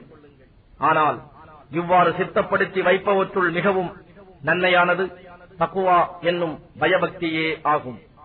எனவே நல்லறிவுடையோரே, எனக்கே பயபக்தியுடன் நடந்து கொள்ளுங்கள். ஹஜ்ஜின் போது உங்கள் ரப்புடைய அருளை நாடுதல், அதாவது வியாபாரம் போன்றவற்றின் மூலமாக நேர்மையான பயன்களை அடைதல் உங்கள் மீது குற்றமாகாது. பின்னர் அரபாத்திலிருந்து திரும்பும் போது மஷ்அருல் ஹராம் என்னும் தலத்தில் அல்லாஹுவை திக்ர், தியானம் செய்யுங்கள். இதற்கு முன் நீங்கள் வழி தவறியவர்களாக இருந்த போதிலும் அவன் உங்களுக்கு நேர் காட்டினானே, அதற்கு ஒப்ப அவனை திக்ர் செய்யுங்கள். பிறகு நீங்கள் மற்ற மனிதர்கள் திரும்புகின்ற முஸ்தலிஃபா என்னும் இடத்திலிருந்து நீங்களும் திரும்பிச் செல்லுங்கள். அங்கு, அதாவது மினாவில் அல்லாஹுவிடம் மன்னிப்பு கேளுங்கள். நிச்சயமாக அல்லாஹ் மிக்க மன்னிப்போனாகவும் மிக்க கருணை உடையோனாகவும் இருக்கின்றான். ஆகவே உங்களுடைய ஹஜ் கிரியைகளை முடித்ததும் நீங்கள் இதற்கு முன்னர் உங்கள் தந்தையரை நினைவு கூர்ந்து சிறப்பித்ததை போல் இன்னும் அழுத்தமாக, அதிகமாக அல்லாஹ்வை நினைவு கூர்ந்து திக்ர் செய்யுங்கள். மனிதர்களில் சிலர், இறைவா, இவ்வுலகிலேயே எல்லாவற்றையும் எங்களுக்கு தந்துவிடு என்று கூறுகிறார்கள். இத்தகையோருக்கு மறுமையில் யாதொரு நற்பாக்கியமும் இல்லை. இன்னும் அவர்களில் சிலர், இறைவா, எங்களுக்கு இவ்வுலகில் நற்பாக்கியங்களை தந்தருள்வாயாக, மறுமையிலும் நற்பாக்கியங்களை தந்தருள்வாயாக, இன்னும் எங்களை நரக நெருப்பின் வேதனையில் நின்றும் காத்தருள்வாயாக என கேட்போரும் அவர்களில் உண்டு. இவ்வாறு இம்மை மறுமை இரண்டிலும் நற்பேறுகளை கேட்கின்ற அவர்களுக்குத்தான் அவர்கள் சம்பாதித்த நற்பாக்கியங்கள் உண்டு. தவிர அல்லாஹ் கணக்கெடுப்பதில் மிக தீவிரமானவன். மினாவில் தங்குவதற்காக குறிப்பிடப்பட்ட நாட்களில் அல்லாஹுவை திக்ர், தியானம் செய்யுங்கள்.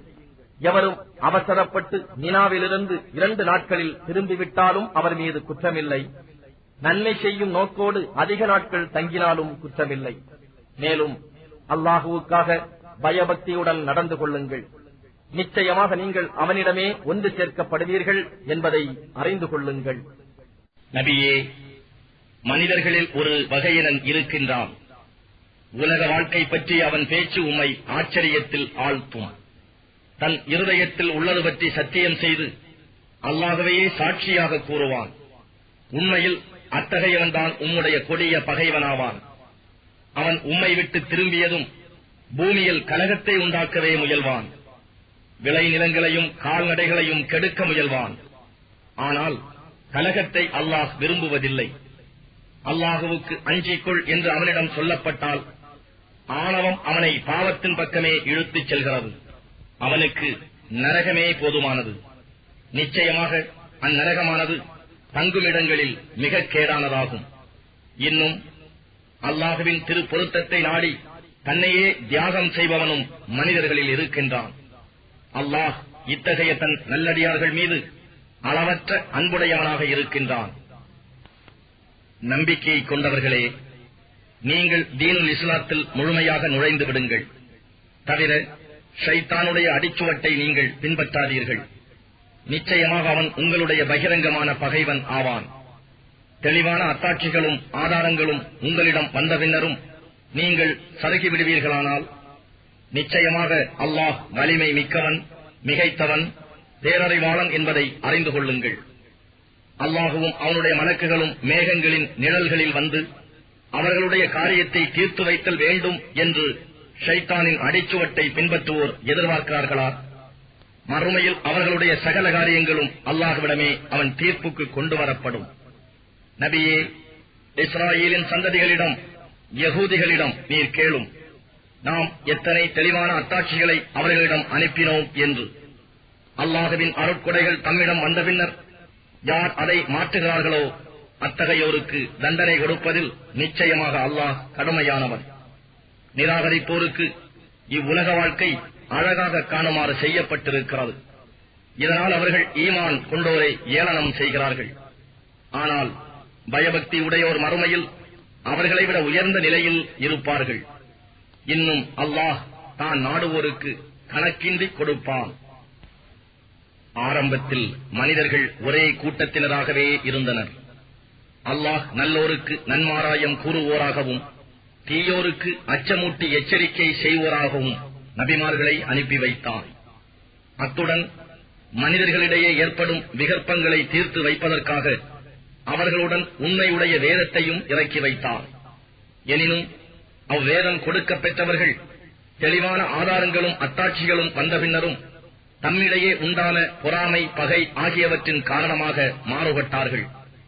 ஆயினும் அல்லாஹ் அவர்கள் மாறுபட்டு புறக்கணித்துவிட்ட உண்மையின் பக்கம் செல்லுமாறு ஈமான் கொண்டோருக்கு தன் அருளினால் நேர்வழி காட்டினான். இவ்வாறே அல்லாஹ் தான் நாடியோரை நேர்வழியில் செலுத்துகின்றான். உங்களுக்கு முன்னே சென்று போனவர்களுக்கு ஏற்பட்ட சோதனைகள் உங்களுக்கு வராமலேயே சொர்க்கத்தை அடைந்து விடலாம் என்று நீங்கள் எண்ணுகிறீர்களா? அவர்களை வறுமை, பிணி போன்ற கஷ்டங்களும் துன்பங்களும் பீடித்தன. அல்லாஹுவின் உதவி எப்பொழுது வரும் என்று கூறும் வரையில் அவர்கள் அலைக்கழிக்கப்பட்டார்கள்.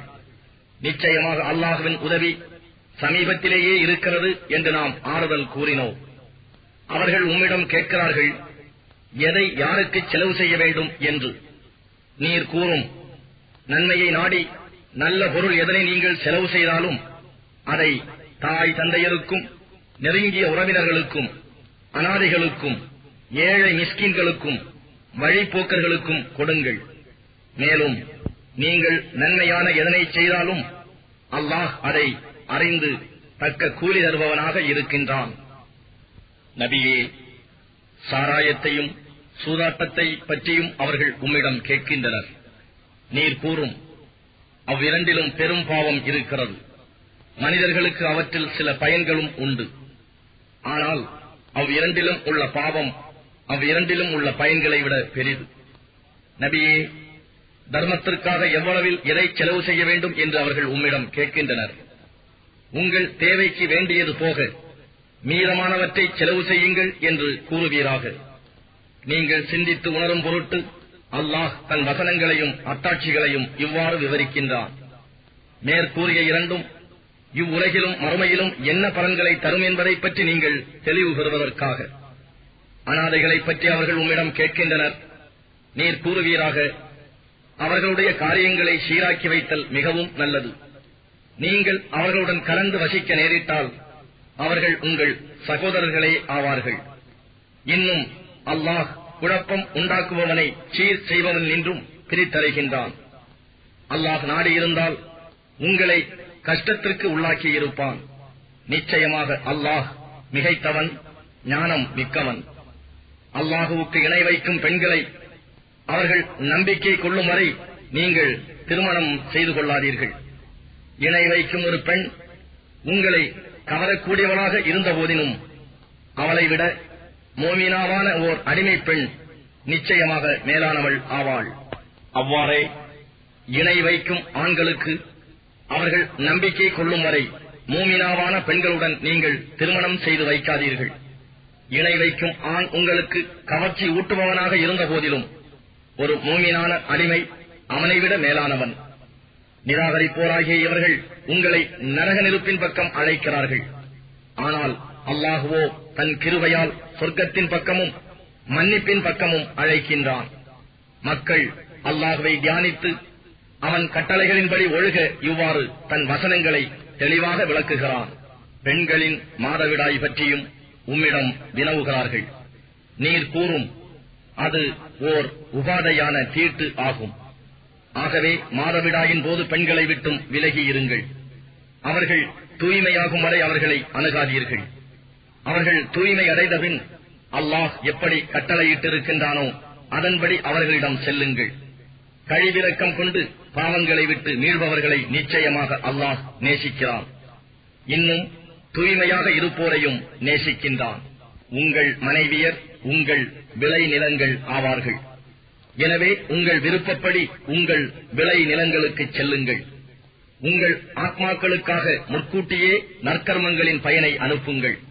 அல்லாஹுவுக்கு அஞ்சுங்கள். மறுமையில் அவனை சந்திக்க வேண்டும் என்பதை உறுதியாக அறிந்து கொள்ளுங்கள். நம்பிக்கை கொண்டவர்களுக்கு இந்த நற்செய்திகளை நபியே நீர் கூறுவீராக. இன்னும் நீங்கள் அல்லாஹுவை கொண்டு சத்தியம் செய்வதனால் நீங்கள் நற்கருமங்கள் செய்தல், இறை பக்தியுடன் நடத்தல், மனிதர்களிடையே சமாதானம் செய்து வைத்தல் போன்றவற்றில் அவனை ஒரு தடையாக செய்து விடாதீர்கள். அல்லாஹ் யாவற்றையும் செவியுறுவனாகவும் நன்கு அறிபவனாகவும் இருக்கின்றான். யோசனையின்றி நீங்கள் செய்யும் வீணான சத்தியங்களுக்காக அல்லாஹ் உங்களை குற்றம் பிடிக்க மாட்டான். ஆனால் உங்களுடைய இருதயங்கள் வேண்டும் என்றே சம்பாதித்துக் கொண்டதைப் பற்றி உங்களை குற்றம் பிடிப்பான். இன்னும் அல்லாஹ் மன்னிப்போனாகவும் மிக்க பொறுமை உடையோனுமாக இருக்கின்றான். தங்கள் மனைவியருடன் கூடுவதில்லை என்று சத்தியம் செய்து கொண்டு விலகி இருப்பவர்களுக்கு 4 மாத தவணை உள்ளது. எனவே அதற்குள் அவர்கள் மீண்டும் சேர்ந்து கொண்டால் நிச்சயமாக அல்லாஹ் மன்னிப்போனாகவும் மிக்க கருணை உடையோனாகவும் இருக்கின்றான்.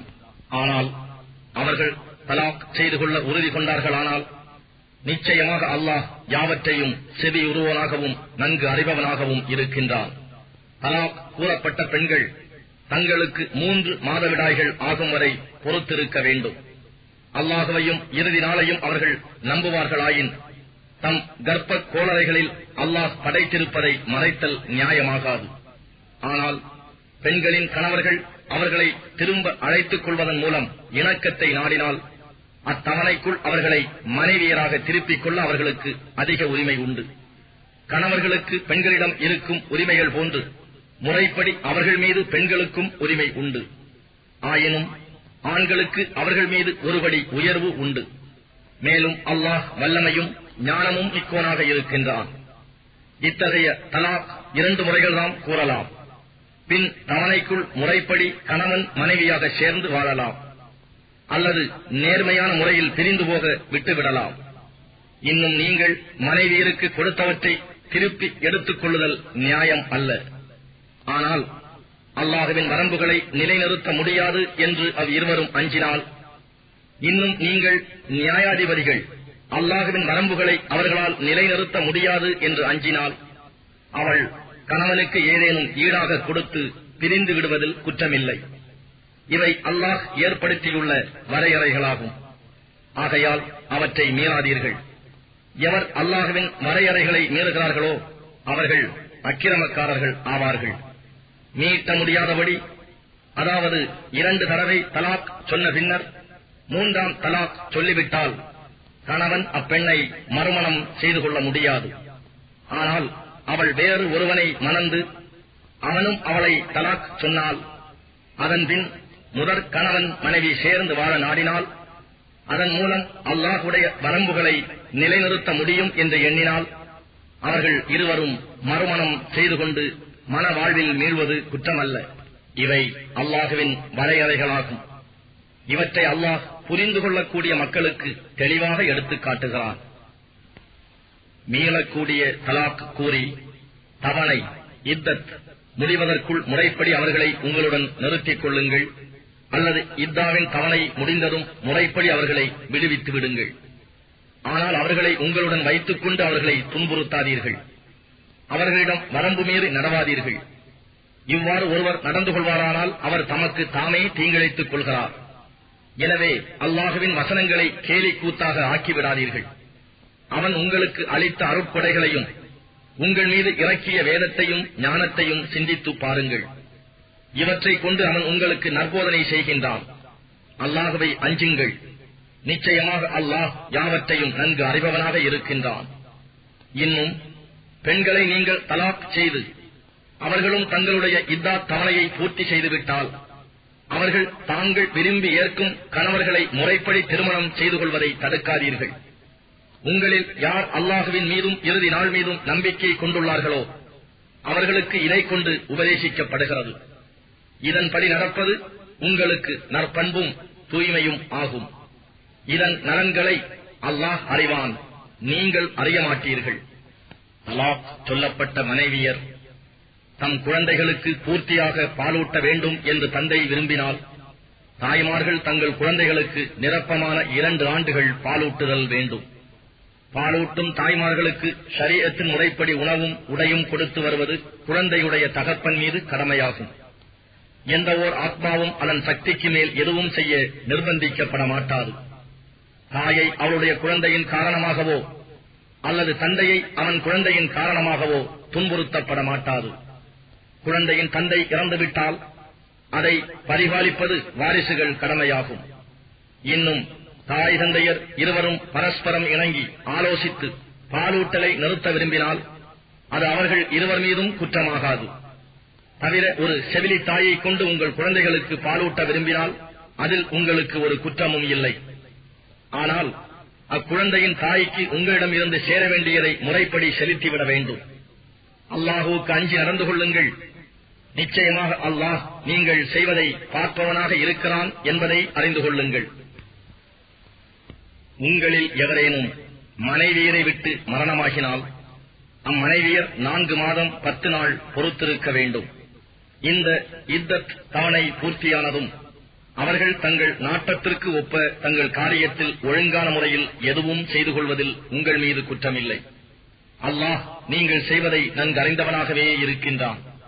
இவ்வாறு இத்தா இருக்கும் பெண்ணுடன் திருமணம் செய்ய கருதி அது பற்றி குறிப்பாக அறிவிப்பதிலோ அல்லது மனதில் மறைவாக வைத்திருப்பதிலோ உங்கள் மீது குற்றமில்லை. நீங்கள் அவர்களைப் பற்றி எண்ணுகிறீர்கள் என்பதை அல்லாஹ் அறிவான். ஆனால் ரகசியமாக அவர்களிடம் திருமணம் பற்றி வாக்குறுதி செய்து கொள்ளாதீர்கள். ஆனால் இது பற்றி வழக்கத்திற்கு ஒத்த மார்க்கத்திற்கு உகந்த சொல்லை நீங்கள் சொல்லலாம். இன்னும் இத்தாவின் கெடு முடியும் வரை திருமண பந்தத்தை பற்றி தீர்மானித்து விடாதீர்கள். அல்லாஹ் உங்கள் உள்ளங்களில் உள்ளதை நிச்சயமாக அறிகின்றான் என்பதை நீங்கள் அறிந்து அவனுக்கு அஞ்சி நடந்து கொள்ளுங்கள். நிச்சயமாக அல்லாஹ் மன்னிப்பவனாகவும் பொறுமையாளனாகவும் இருக்கின்றான் என்பதை அறிந்து கொள்ளுங்கள். பெண்களை நீங்கள் தீண்டுவதற்கு முன் அல்லது அவர்களுடைய மகரை நிச்சயம் செய்வதற்கு முன் தலாக் சொன்னால் உங்கள் மீது குற்றமில்லை. ஆயினும் அவர்களுக்கு பயனுள்ள பொருள்களை கொடுத்து உதவுங்கள். அதாவது செல்வம் படைத்தவன் அவனுக்கு தக்க அளவும் ஏழை அவனுக்கு தக்க அளவும் கொடுத்து நியாயமான முறையில் உதவி செய்தல் வேண்டும். இது நல்லோர் மீது கடமையாகும். ஆயினும் அப்பெண்களை தீண்டுவதற்கு முன் ஆனால் மகர் நிச்சயித்த பின் நீங்கள் தலாக் சொல்வீர்களாயின் நீங்கள் குறிப்பிட்டிருந்த மகர் தொகையின் பாதி அவர்களுக்கு உண்டு. அப்பெண்களோ அல்லது எவர் கையில் அத்திருமணம் பற்றிய பிடி இருக்கிறதோ அவர்களோ முழுமையும் மன்னித்து விட்டால் அன்றி. ஆனால் இவ்விஷயத்தில் விட்டுக் கொடுப்பது பயபக்திக்கு மிக்க நெருக்கமானதாகும். இன்னும் உங்களுக்கு இடையே ஒருவருக்கு ஒருவர் உபகாரம் செய்து கொள்வதையும் மறவாதீர்கள். நிச்சயமாக அல்லாஹ் நீங்கள் செய்வதை பார்த்து கூலி கொடுப்பவனாக இருக்கின்றான். தொழுகைகளை, குறிப்பாக நடு தொழுகையை நீங்கள் விடாது தொழுது கொள்ளுங்கள். தொழுகையின் போது அல்லாஹுவின் முன்னிலையில் உள்ளச்சப்பாடுடன் நில்லுங்கள். ஆயினும் பகைவர்களையோ அல்லது வேறெதையுமோ கொண்டு நீங்கள் பயப்படும் நிலையில் இருந்தால் நடந்து கொண்டோ அல்லது சவாரி செய்து கொண்டோ ஆகிலும் தொழுது கொள்ளுங்கள். பின்னர் நீங்கள் அச்சம் தீர்ந்ததும் நீங்கள் அறியாமல் இருந்ததை அவன் உங்களுக்கு அறிவித்ததைப் போன்று நிறைவுடன் தொழுது அல்லாஹுவை நினைவு கூறுங்கள். உங்களில் எவரேனும் மனைவியரை விட்டு இறக்கும் நிலையில் இருப்பார்களானால் அப்பெண்களுக்கு ஓராண்டு வரை உணவு, உடை போன்ற தேவைகளை கொடுத்து ஆதரித்து வீட்டை விட்டு அவர்கள் வெளியேற்றப்படாதபடி வாரிசுகளுக்கு அவர்கள் மரணசாசனம் கூறுதல் வேண்டும். ஆனால் அப்பெண்கள் தாங்களே வெளியே சென்று முறைப்படி தங்கள் காரியங்களை செய்து கொண்டார்களானால் அதில் உங்கள் மீது குற்றமில்லை. மேலும் அல்லாஹ் வல்லமை உடையவனும் அறிவாற்றல் உடையோனும் ஆவான். மேலும் தலாக் கொடுக்கப்பட்ட பெண்களுக்கு நியாயமான முறையில் சம்ரட்சணை பெறுவதற்கு பாத்தியம் உண்டு. இது பயபக்தி உடையவர்கள் மீது கடமையாகும். நீங்கள் தெளிவாக உணர்ந்து அதன்படி நடந்து வருமாறு அல்லாஹ் உங்களுக்கு தன்னுடைய வசனங்களை இவ்வாறு விளக்குகின்றான். நபியே, மரண பயத்தால் தம் வீடுகளை விட்டும் ஆயிரக்கணக்கில் வெளியேறியவர்களை நீர் கவனிக்கவில்லையா? அல்லாஹ் அவர்களிடம் இறந்து விடுங்கள் என்று கூறினான். மீண்டும் அவர்களை உயிர்ப்பித்தான். நிச்சயமாக அல்லாஹ் மனிதர்கள் மீது பெரும் கருணை உடையவன். ஆனால் மனிதர்களில் பெரும்பாலோர் நன்றி செலுத்துவதில்லை. மோமீன்களே, நீங்கள் அல்லாஹுவின் பாதையில் போரிடுங்கள். நிச்சயமாக அல்லாஹ் யாவற்றையும் செவி மடுப்பவனாகவும் நன்கு அறிபவனாகவும் இருக்கின்றான் என்பதையும் அறிந்து கொள்ளுங்கள். கஷ்டத்தில் இருப்போருக்காக அல்லாஹுவுக்கு அழகிய கடன் எவர் கொடுக்கின்றாரோ அதை அவருக்கு அவன் இருமடங்காக்கி பன்மடங்காகச் செய்வான். அல்லாஹ்தான் உங்கள் செல்வத்தை சுருக்குகிறான். அவனே அதை பெருக்கியும் தருகிறான். அன்றியும் நீங்கள் அவனிடமே மீட்டப்படுவீர்கள். நபியே, மூசாவுக்கு பின் இஸ்ரவேல் மக்களின் தலைவர்களை நீர் கவனித்தீரா? அவர்கள் தம் நபியிடம், நாங்கள் அல்லாஹுவின் பாதையில் போரிடுவதற்காக ஓர் அரசனை ஏற்படுத்துங்கள் என்று கூறிய பொழுது அவர், போர் செய்தல் உங்கள் மீது கடமையாக்கப்பட்டால் நீங்கள் போரிட மாட்டீர்களா என்று கேட்டார். அதற்கு அவர்கள், எங்கள் மக்களையும் எங்கள் வீடுகளையும் விட்டு நாங்கள் வெளியேற்றப்பட்ட பின் அல்லாஹுவின் வழியில் போரிடாமல் நாங்கள் எவ்வாறு இருக்க முடியும் என்று கூறினார்கள்.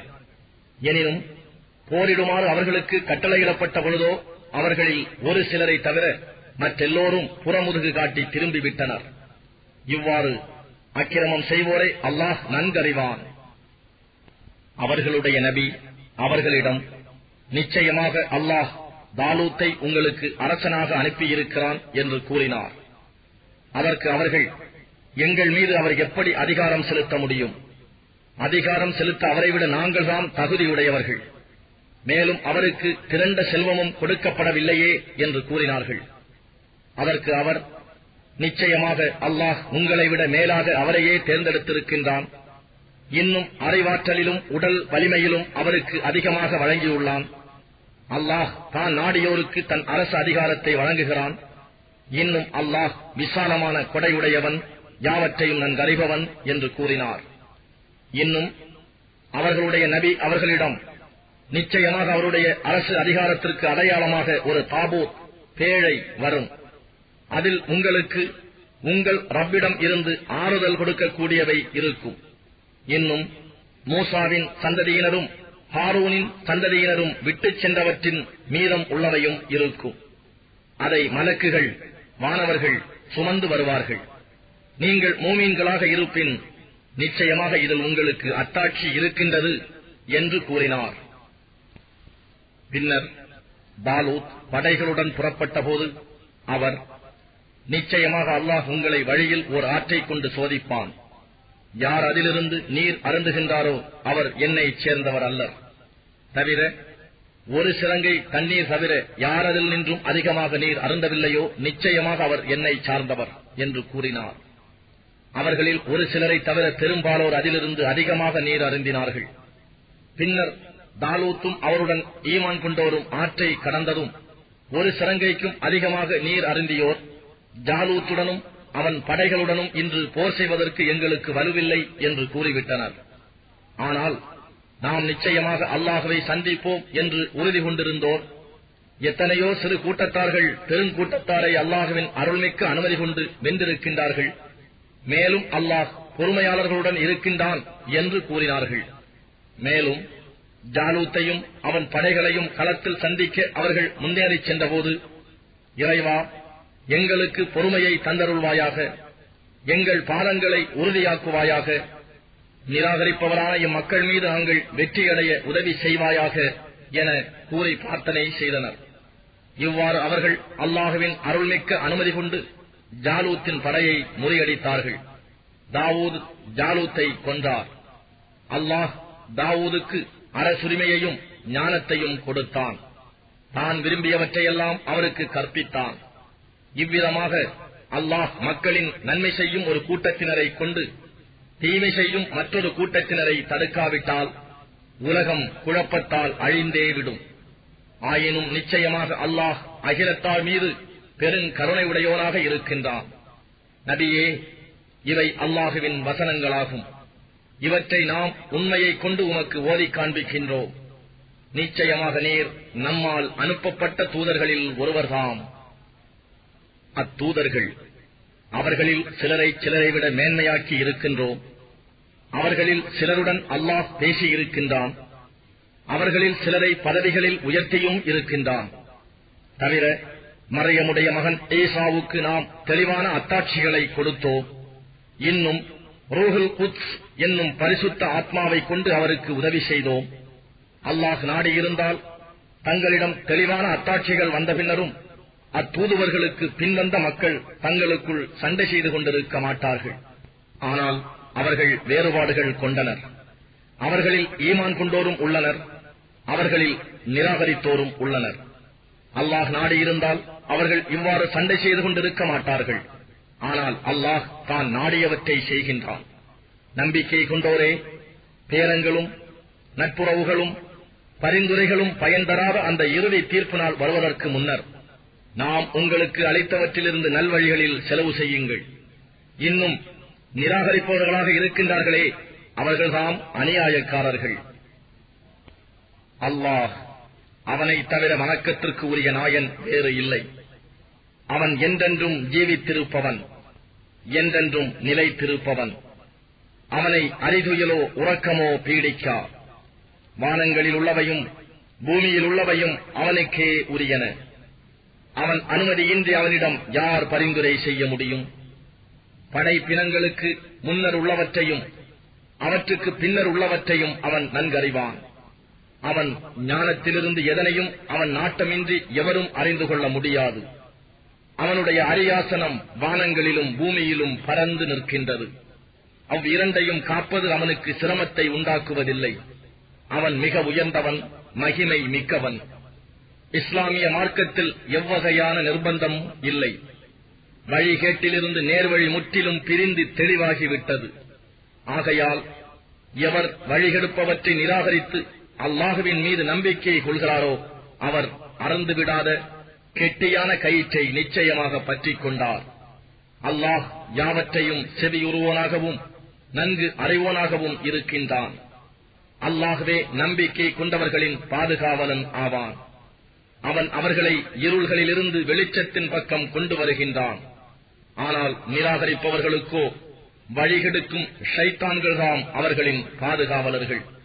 அவை அவர்களை வெளிச்சத்திலிருந்து இருள்களின் பக்கம் கொண்டு வருகின்றன. அவர்களே நரக நெருப்பின் தோழர்கள். இன்னும் அவர்கள் அதில் என்றென்றும் இருப்பர். அல்லாஹ் தனக்கு அரசாட்சி கொடுத்ததன் காரணமாக ஆணவம் கொண்டு இப்ராஹிம் இடத்தில் அவருடைய இறைவனை பற்றி தர்க்கம் செய்தவனை நபியே நீர் கவனித்தீரா? இப்ராஹிம் கூறினார், எவன் உயிர் கொடுக்கவும் மரணம் அடையும்படியும் செய்கிறானோ அவனே என்னுடைய இறைவன் என்று. அதற்கு அவன், நானும் உயிர் கொடுக்கிறேன், மரணம் அடையும்படியும் செய்கிறேன் என்று கூறினார். அப்பொழுது இப்ராஹிம் கூறினார், திட்டமாக அல்லாஹ் சூரியனை கிழக்கில் உதிக்கச் செய்கிறான், நீ அதை மேற்கு திசையில் உதிக்கும்படி செய் என்று. அல்லாஹ்வை நிராகரித்த அவன் திகைத்து வாயடைபட்டு போனான். தவிர அல்லாஹ் அநியாயம் செய்யும் கூட்டத்தாருக்கு நேர்வழி காண்பிப்பதில்லை. அல்லது ஒரு கிராமத்தின் பக்கமாக சென்றவரைப் போல அந்த கிராமத்தில் உள்ள வீடுகளின் உச்சிகளெல்லாம் இடிந்து விழுந்து பாழடைந்து கிடந்தன. இதை பார்த்த அவர், இவ்வூர் இவ்வாறு அழிந்து மரித்தபின் இதனை அல்லாஹ் எப்படி உயிர்ப்பிப்பான் என்று வியந்து கூறினார். ஆகவே அல்லாஹ் அவரை 100 ஆண்டுகள் வரை இறந்து போகும்படி செய்தான். பின்னர் அவரை உயிர் பெற்றெழும்படி செய்து, எவ்வளவு காலம் இந்நிலையில் இருந்தீர் என்று அவரை கேட்டான். அதற்கு அவர், ஒரு நாள் அல்லது ஒரு நாளின் சிறு பகுதியில் இவ்வாறு இருந்தேன் என்று கூறினார்.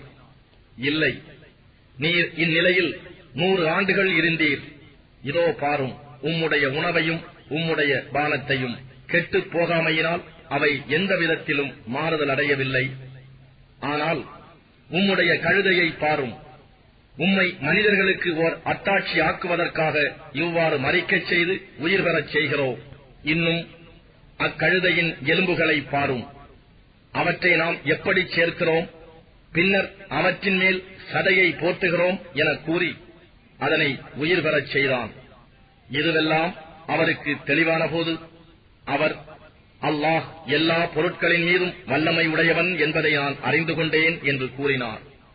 இன்னும் இப்ராஹிம், என் இறைவா, இறந்தவர்களை நீ எவ்வாறு உயிர்ப்பிக்கிறாய் என்பதை எனக்கு காண்பிப்பாயாக என கோரிய போது அவன், நீர் இதை நம்பவில்லையா என கேட்டான். மெய்யாக நம்புகிறேன், ஆனால் என் இதயம் அமைதி பெறும் பொருட்டே இவ்வாறு கேட்கிறேன் என்று கூறினார்.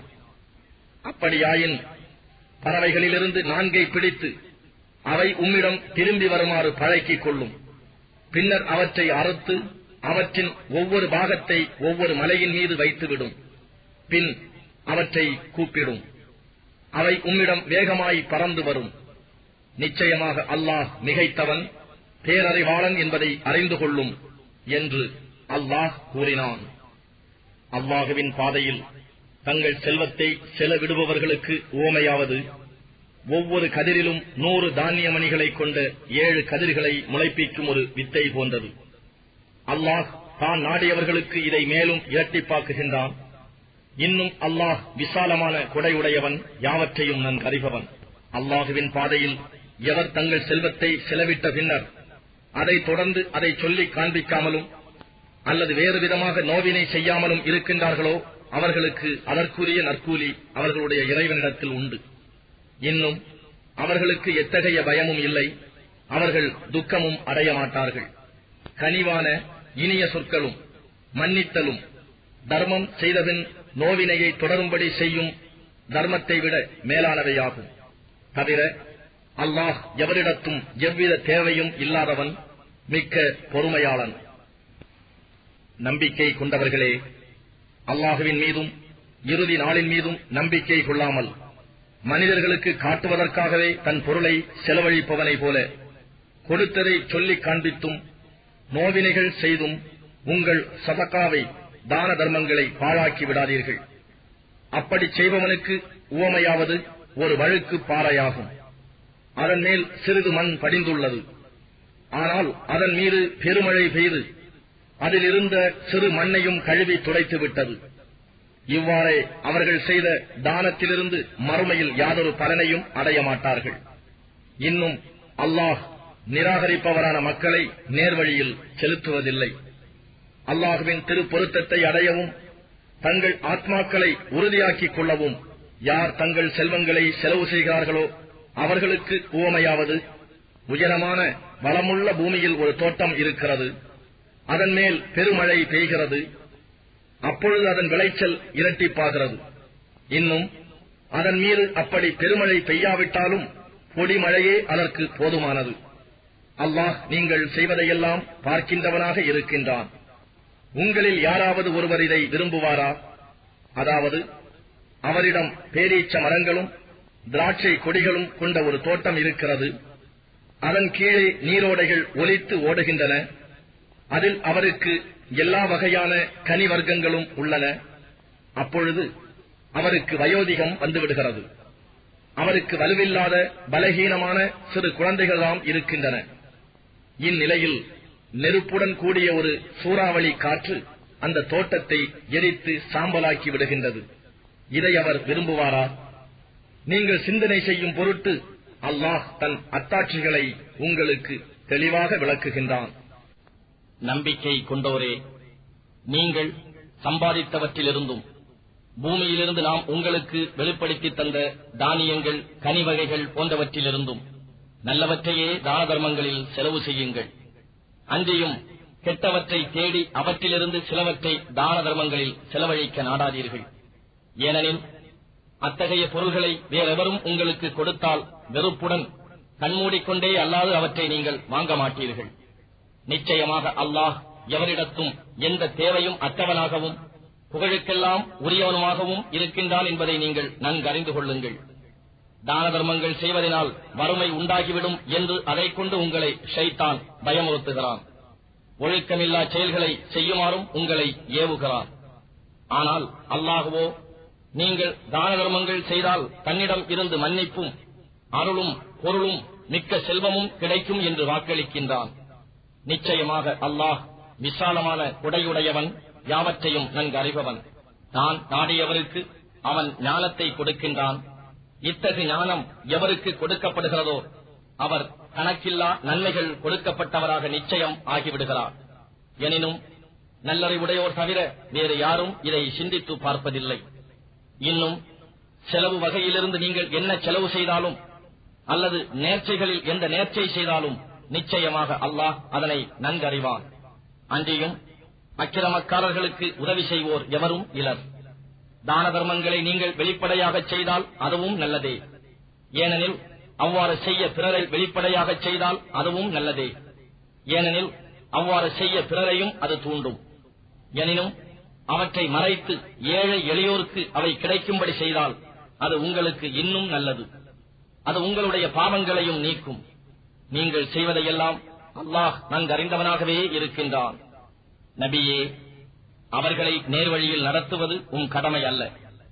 ஆனால் தான் நாடியவர்களை அல்லாஹ் நேர்வழியில் செலுத்துகின்றான். இன்னும் நல்லதில் நீங்கள் எதை செலவிடினும் அதுவும் உங்களுக்கே நன்மை பயப்பதாகும். அல்லாஹுவின் திருமுகத்தை நாடியே அல்லாது வீண் பெருமைக்காக செலவு செய்யாதீர்கள். நன்மையை நாடி நீங்கள் எதை செலவு செய்தாலும் அதற்கு உரிய நற்பயன் உங்களுக்கு பூரணமாக திருப்பிக் கொடுக்கப்படும். நீங்கள் அநியாயம் செய்யப்பட மாட்டீர்கள். பூமியில் நடமாடி தம் வாழ்க்கை தேவைகளை நிறைவேற்ற ஏதும் செய்ய முடியாத அளவுக்கு அல்லாஹுவின் பாதையில் தங்களை அர்ப்பணித்துக் கொண்டவர்களுக்குத்தான் உங்களுடைய தான தர்மங்கள் உரியவையாகும். பிறரிடம் யாசிக்காத அவர்களுடைய பேணுதலைக் கண்டு அறியாதவன் அவர்களை செல்வந்தர்கள் என்று எண்ணிக்கொள்கிறான். அவர்களுடைய வறுமையின் அடையாளங்களால் அவர்களை நீர் அறிந்து கொள்ளலாம். அவர்கள் மனிதர்களிடம் வரிந்து எதையும் கேட்க மாட்டார்கள். இத்தகையோருக்காக நல்லதில் நின்று நீங்கள் எதை செலவு செய்தாலும் அதை நிச்சயமாக அல்லாஹ் நன்கறிகின்றான்.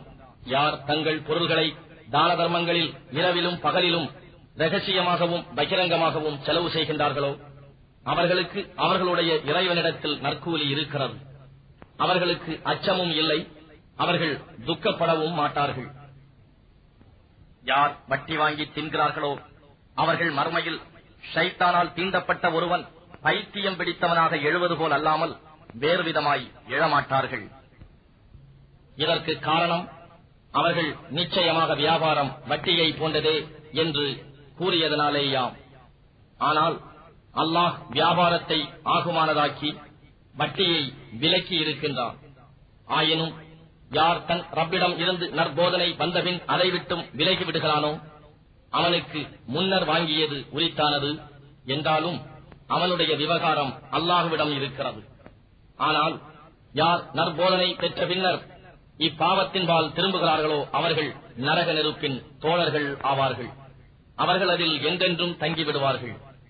அல்லாஹ் வட்டியை அதில் எந்த பரக்கத்தும் இல்லாமல் அழித்து விடுவான். இன்னும் தான தர்மங்களை பரக்கத்துகளை கொண்டு பெருகச் செய்வான். தன் கட்டளையை நிராகரித்துக் கொண்டிருக்கும் பாவிகள் எவரையும் அல்லாஹ் நேசிப்பதும் இல்லை. யார் ஈமான் கொண்டு நற்கருமங்களை செய்து தொழுகையை நியமமாக கடைபிடித்து ஜகாத்தும் கொடுத்து வருகிறார்களோ நிச்சயமாக அவர்களுக்கு அவர்களுடைய இறைவனிடத்தில் நற்கூலி இருக்கிறது. அவர்களுக்கு அச்சம் இல்லை, அவர்கள் துக்கப்படவும் மாட்டார்கள். ஈமான் கொண்டவர்களே, நீங்கள் உண்மையாக மூமீன்களாக இருந்தால் அல்லாஹுவுக்கு அஞ்சி அடங்கி எஞ்சியுள்ள வட்டியை வாங்காது விட்டுவிடுங்கள். இவ்வாறு நீங்கள் செய்யவில்லை என்றால் அல்லாஹுவிடம் இருந்தும் அவனுடைய தூதரிடம் இருந்தும் போர் அறிவிக்கப்பட்டு விட்டது என்பதை அறிந்து கொள்ளுங்கள். ஆனால் நீங்கள் பாவ மன்னிப்பு கோரி இப்பாவத்திலிருந்தும் மீண்டுவிட்டால் உங்கள் பொருள்களின் அசல் முதல் உங்களுக்கு உண்டு. கடன்பட்டோருக்கு நீங்கள் அநியாயம் செய்யாதீர்கள், நீங்களும் அநியாயம் செய்யப்பட மாட்டீர்கள். அன்றியும் கடன்பட்டவர் அதனை தீர்க்க இயலாத கஷ்டத்தில் இருப்பின் அவருக்கு வசதியான நிலை வரும் வரை காத்திருங்கள். இன்னும் கடனை தீர்க்க இயலாதவருக்கு அதை தர்மமாக விட்டு விடுவீர்களானால், அதன் நன்மைகள் பற்றி நீங்கள் அறிவீர்களானால் அதுவே உங்களுக்கு பெரும் நன்மையாகும். தவிர அந்த நாளை பற்றி அஞ்சிக் கொள்ளுங்கள். அன்று நீங்கள் அனைவரும் அல்லாஹ்விடம் மீட்டப்படுவீர்கள். அப்பொழுது ஒவ்வொரு ஆத்மாவுக்கும் அது சம்பாதித்ததற்குரிய கூலி பூரணமாக கொடுக்கப்படும். மேலும் கூலி வழங்கப்படுவதில் அவை அநியாயம் செய்யப்பட மாட்டா. ஈமான் கொண்டோரே, ஒரு குறித்த தவணையின் மீது உங்களுக்குள் கடன் கொடுக்கல் வாங்கல் செய்து கொண்டால் அதை எழுதி வைத்துக் கொள்ளுங்கள். எழுதுபவன் உங்களிடையே நீதியுடன் எழுதட்டும். எழுதுபவன் எழுதுவதற்கு மறக்கக்கூடாது. நீளமாக எழுதுமாறு அல்லாஹ் அவனுக்கு கற்றுக் கொடுத்தபடி அவன் எழுதட்டும். இன்னும் யார் மீது கடன் திருப்பி கொடுக்க வேண்டிய பொறுப்பு இருக்கிறதோ அவனே பத்திரத்தின் வாசகத்தை சொல்லட்டும். அவன் தன் இறைவனான அல்லாஹ்வை அஞ்சிக் கொள்ளட்டும். மேலும் அவன் வாங்கியதில் எதையும் குறைத்துவிடக் கூடாது. இன்னும் யார் மீது கடன் திருப்பி கொடுக்க வேண்டிய பொறுப்பு இருக்கிறதோ அவன் அறிவு குறைந்தவனாகவோ அல்லது பால்யம் முதுமை போன்ற காரணங்களால் பலகீனனாகவோ அல்லது வாசகத்தை கூற இயலாதவனாகவோ இருப்பின் அவனுடைய வலி நிர்வாகி நீளமாக வாசகங்களை சொல்லட்டும். தவிர நீங்கள் சாட்சியாக ஏற்கக்கூடிய உங்கள் ஆண்களில் இருவரை சாட்சிகளாக்கிக் கொள்ளுங்கள். ஆண்கள் இருவர் கிடைக்காவிட்டால் சாட்சிகளில் நீங்கள் பொருந்தக்கூடியவர்களிலிருந்து ஆடவர் ஒருவரையும் பெண்கள் இருவரையும் சாட்சிகளாக எடுத்துக் கொள்ளுங்கள். பெண்கள் இருவர், ஏனென்றால் இருவரில் ஒருத்தி தவறினால் இருவரில் மற்றவள் நினைவூட்டும் பொருட்டே ஆகும். அன்றியும் சாட்சியம் கூற சாட்சிகள் அழைக்கப்பட்டால் அவர்கள் மறுக்கலாகாது. தவிர கொடுக்கல் வாங்கல் சிறிதோ பெரிதோ அதை அதன் கால வரையறையுடன் எழுதுவதில் அலட்சியமாக இராதீர்கள். இதுவே அல்லாஹுவின் முன்னிலையில் மிகவும் நீதமானதாகவும் சாட்சியத்திற்கு உறுதி உண்டாக்குவதாகவும் இன்னும் இது உங்களுக்கு சந்தேகங்கள் ஏற்படாமல் இருக்க சிறந்த வழியாகவும் இருக்கும். எனினும் உங்களிடையே சுற்றி வரும் ரொக்க வியாபாரமாக இருப்பின் அதை எழுதிக் கொள்ளாவிட்டாலும் உங்கள் மீது குற்றமில்லை. ஆனால் அவ்வாறு நீங்கள் வியாபாரம் செய்யும் போதும் சாட்சிகளை வைத்துக் கொள்ளுங்கள். அன்றியும் எழுதுபவனையோ சாட்சியையோ உங்களுக்கு சாதகமாக இருப்பதற்காகவோ வேறு காரணத்திற்காகவோ துன்புறுத்தாதீர்கள். நீங்கள் அப்படி செய்வீர்களாயின் அது உங்கள் மீது நிச்சயமாக பாவமாகும். அல்லாஹுவுக்கு அஞ்சிக் கொள்ளுங்கள். ஏனெனில் அல்லாஹ்தான் உங்களுக்கு நேரிய இவ்விதிமுறைகளை கற்றுக் கொடுக்கிறார். தவிர அல்லாஹ்வே எல்லா பொருட்களையும் பற்றி அங்கு அறிபவன். இன்னும் நீங்கள் பிரயாணத்தில் இருந்து அச்சமயம் எழுதுபவனை நீங்கள் காணப்பெறாவிட்டால் கடன் பத்திரத்திற்கு பதிலாக ஏதேனும் ஒரு பொருளை கடன் கொடுத்தவன் அடமானமாக பெற்றுக் கொள்ளலாம். ஆனால் உங்களில் ஒருவர் மற்றவரை நம்பி இவ்வாறு ஒரு பொருளை காப்பாக வைத்தால் யாரிடத்தில் அமானிதம் வைக்கப்பட்டதோ அவன் அதனை ஒழுங்காக திருப்பிக் கொடுத்துவிட வேண்டும். அவன் தன் இறைவனாகிய அல்லாஹ்வை அஞ்சிக் கொள்ளட்டும். அன்றியும் நீங்கள் சாட்சியத்தை மறைக்க வேண்டாம். எவன் ஒருவன் அதை மறைக்கின்றானோ நிச்சயமாக அவனுடைய இருதயம் பாவத்துக்குள்ளாகிறது. இன்னும் நீங்கள் செய்வதையெல்லாம் அல்லாஹ் நன்கு அறிவான். வானங்களிலும் பூமியிலும் உள்ளவை அனைத்தும் அல்லாஹுவுக்கே உரியன. இன்னும் உங்கள் உள்ளங்களில் இருப்பதை நீங்கள் வெளிப்படுத்தினாலும் அல்லது அதை நீங்கள் மறைத்தாலும் அல்லாஹ் அதை பற்றி உங்களை கணக்கு கேட்பான். இன்னும் தான் நாடியவரை மன்னிப்பான், தான் நாடியவரை வேதனையும் செய்வான். அல்லாஹ் அனைத்து பொருட்கள் மீதும் சக்தியுடையவன். இறைதூதர் தம் இறைவனிடம் இருந்து தமக்கு அருளப் பெற்றதை நம்புகிறார். அவ்வாறே மோமீன்களும் நம்புகின்றனர். இவர்கள் யாவரும் அல்லாஹுவையும் அவனுடைய மலக்குகளையும் அவனுடைய வேதங்களையும் அவனுடைய தூதர்களையும் நம்புகிறார்கள். நாம் இறை தூதர்களில் எவர் ஒருவரையும் பிரித்து வேற்றுமை பாராட்டுவதில்லை என்றும், இன்னும் நாங்கள் செவிமடுத்தோம், உன் கட்டளைகளுக்கு நாங்கள் வழிபட்டோம், எங்கள் ரப்பே உன்னிடமே மன்னிப்பு கோருகிறோம், நாங்கள் மீளுவதும் உன்னிடமேதான் என்றும் கூறுகிறார்கள். அல்லாஹ் எந்த ஓர் ஆத்மாவுக்கும் அது தாங்கிக் கொள்ள முடியாத அளவு கஷ்டத்தை கொடுப்பதில்லை. அது சம்பாதித்ததன் நன்மை அதற்கே, அது சம்பாதித்த தீமையும் அதற்கே. மூமீன்களே, பிரார்த்தனை செய்யுங்கள். எங்கள் இறைவா, நாங்கள் மறந்து போயிருப்பினும் அல்லது நாங்கள் தவறு செய்திருப்பினும் எங்களை குற்றம் பிடிக்காதிருப்பாயாக. எங்கள் இறைவா, எங்களுக்கு முன் சென்றோர் மீது சுமத்திய சுமையை போன்று எங்கள் மீது சுமத்தாதிருப்பாயாக. எங்கள் இறைவா, எங்கள் சக்திக்கு அப்பாற்பட்ட எங்களால் தாங்க முடியாத சுமையை எங்கள் மீது சுமத்தாதிருப்பாயாக. எங்கள் பாவங்களை நீக்கி பொறுத்தருள்வாயாக. எங்களை மன்னித்தருள்வாயாக. எங்கள் மீது கருணை புரிவாயாக. நீயே எங்கள் பாதுகாவலன். நிராகரிப்பவரான கூட்டத்தாரின் மீது நாங்கள் வெற்றியடைய எங்களுக்கு உதவி செய்தருள்வாயாக.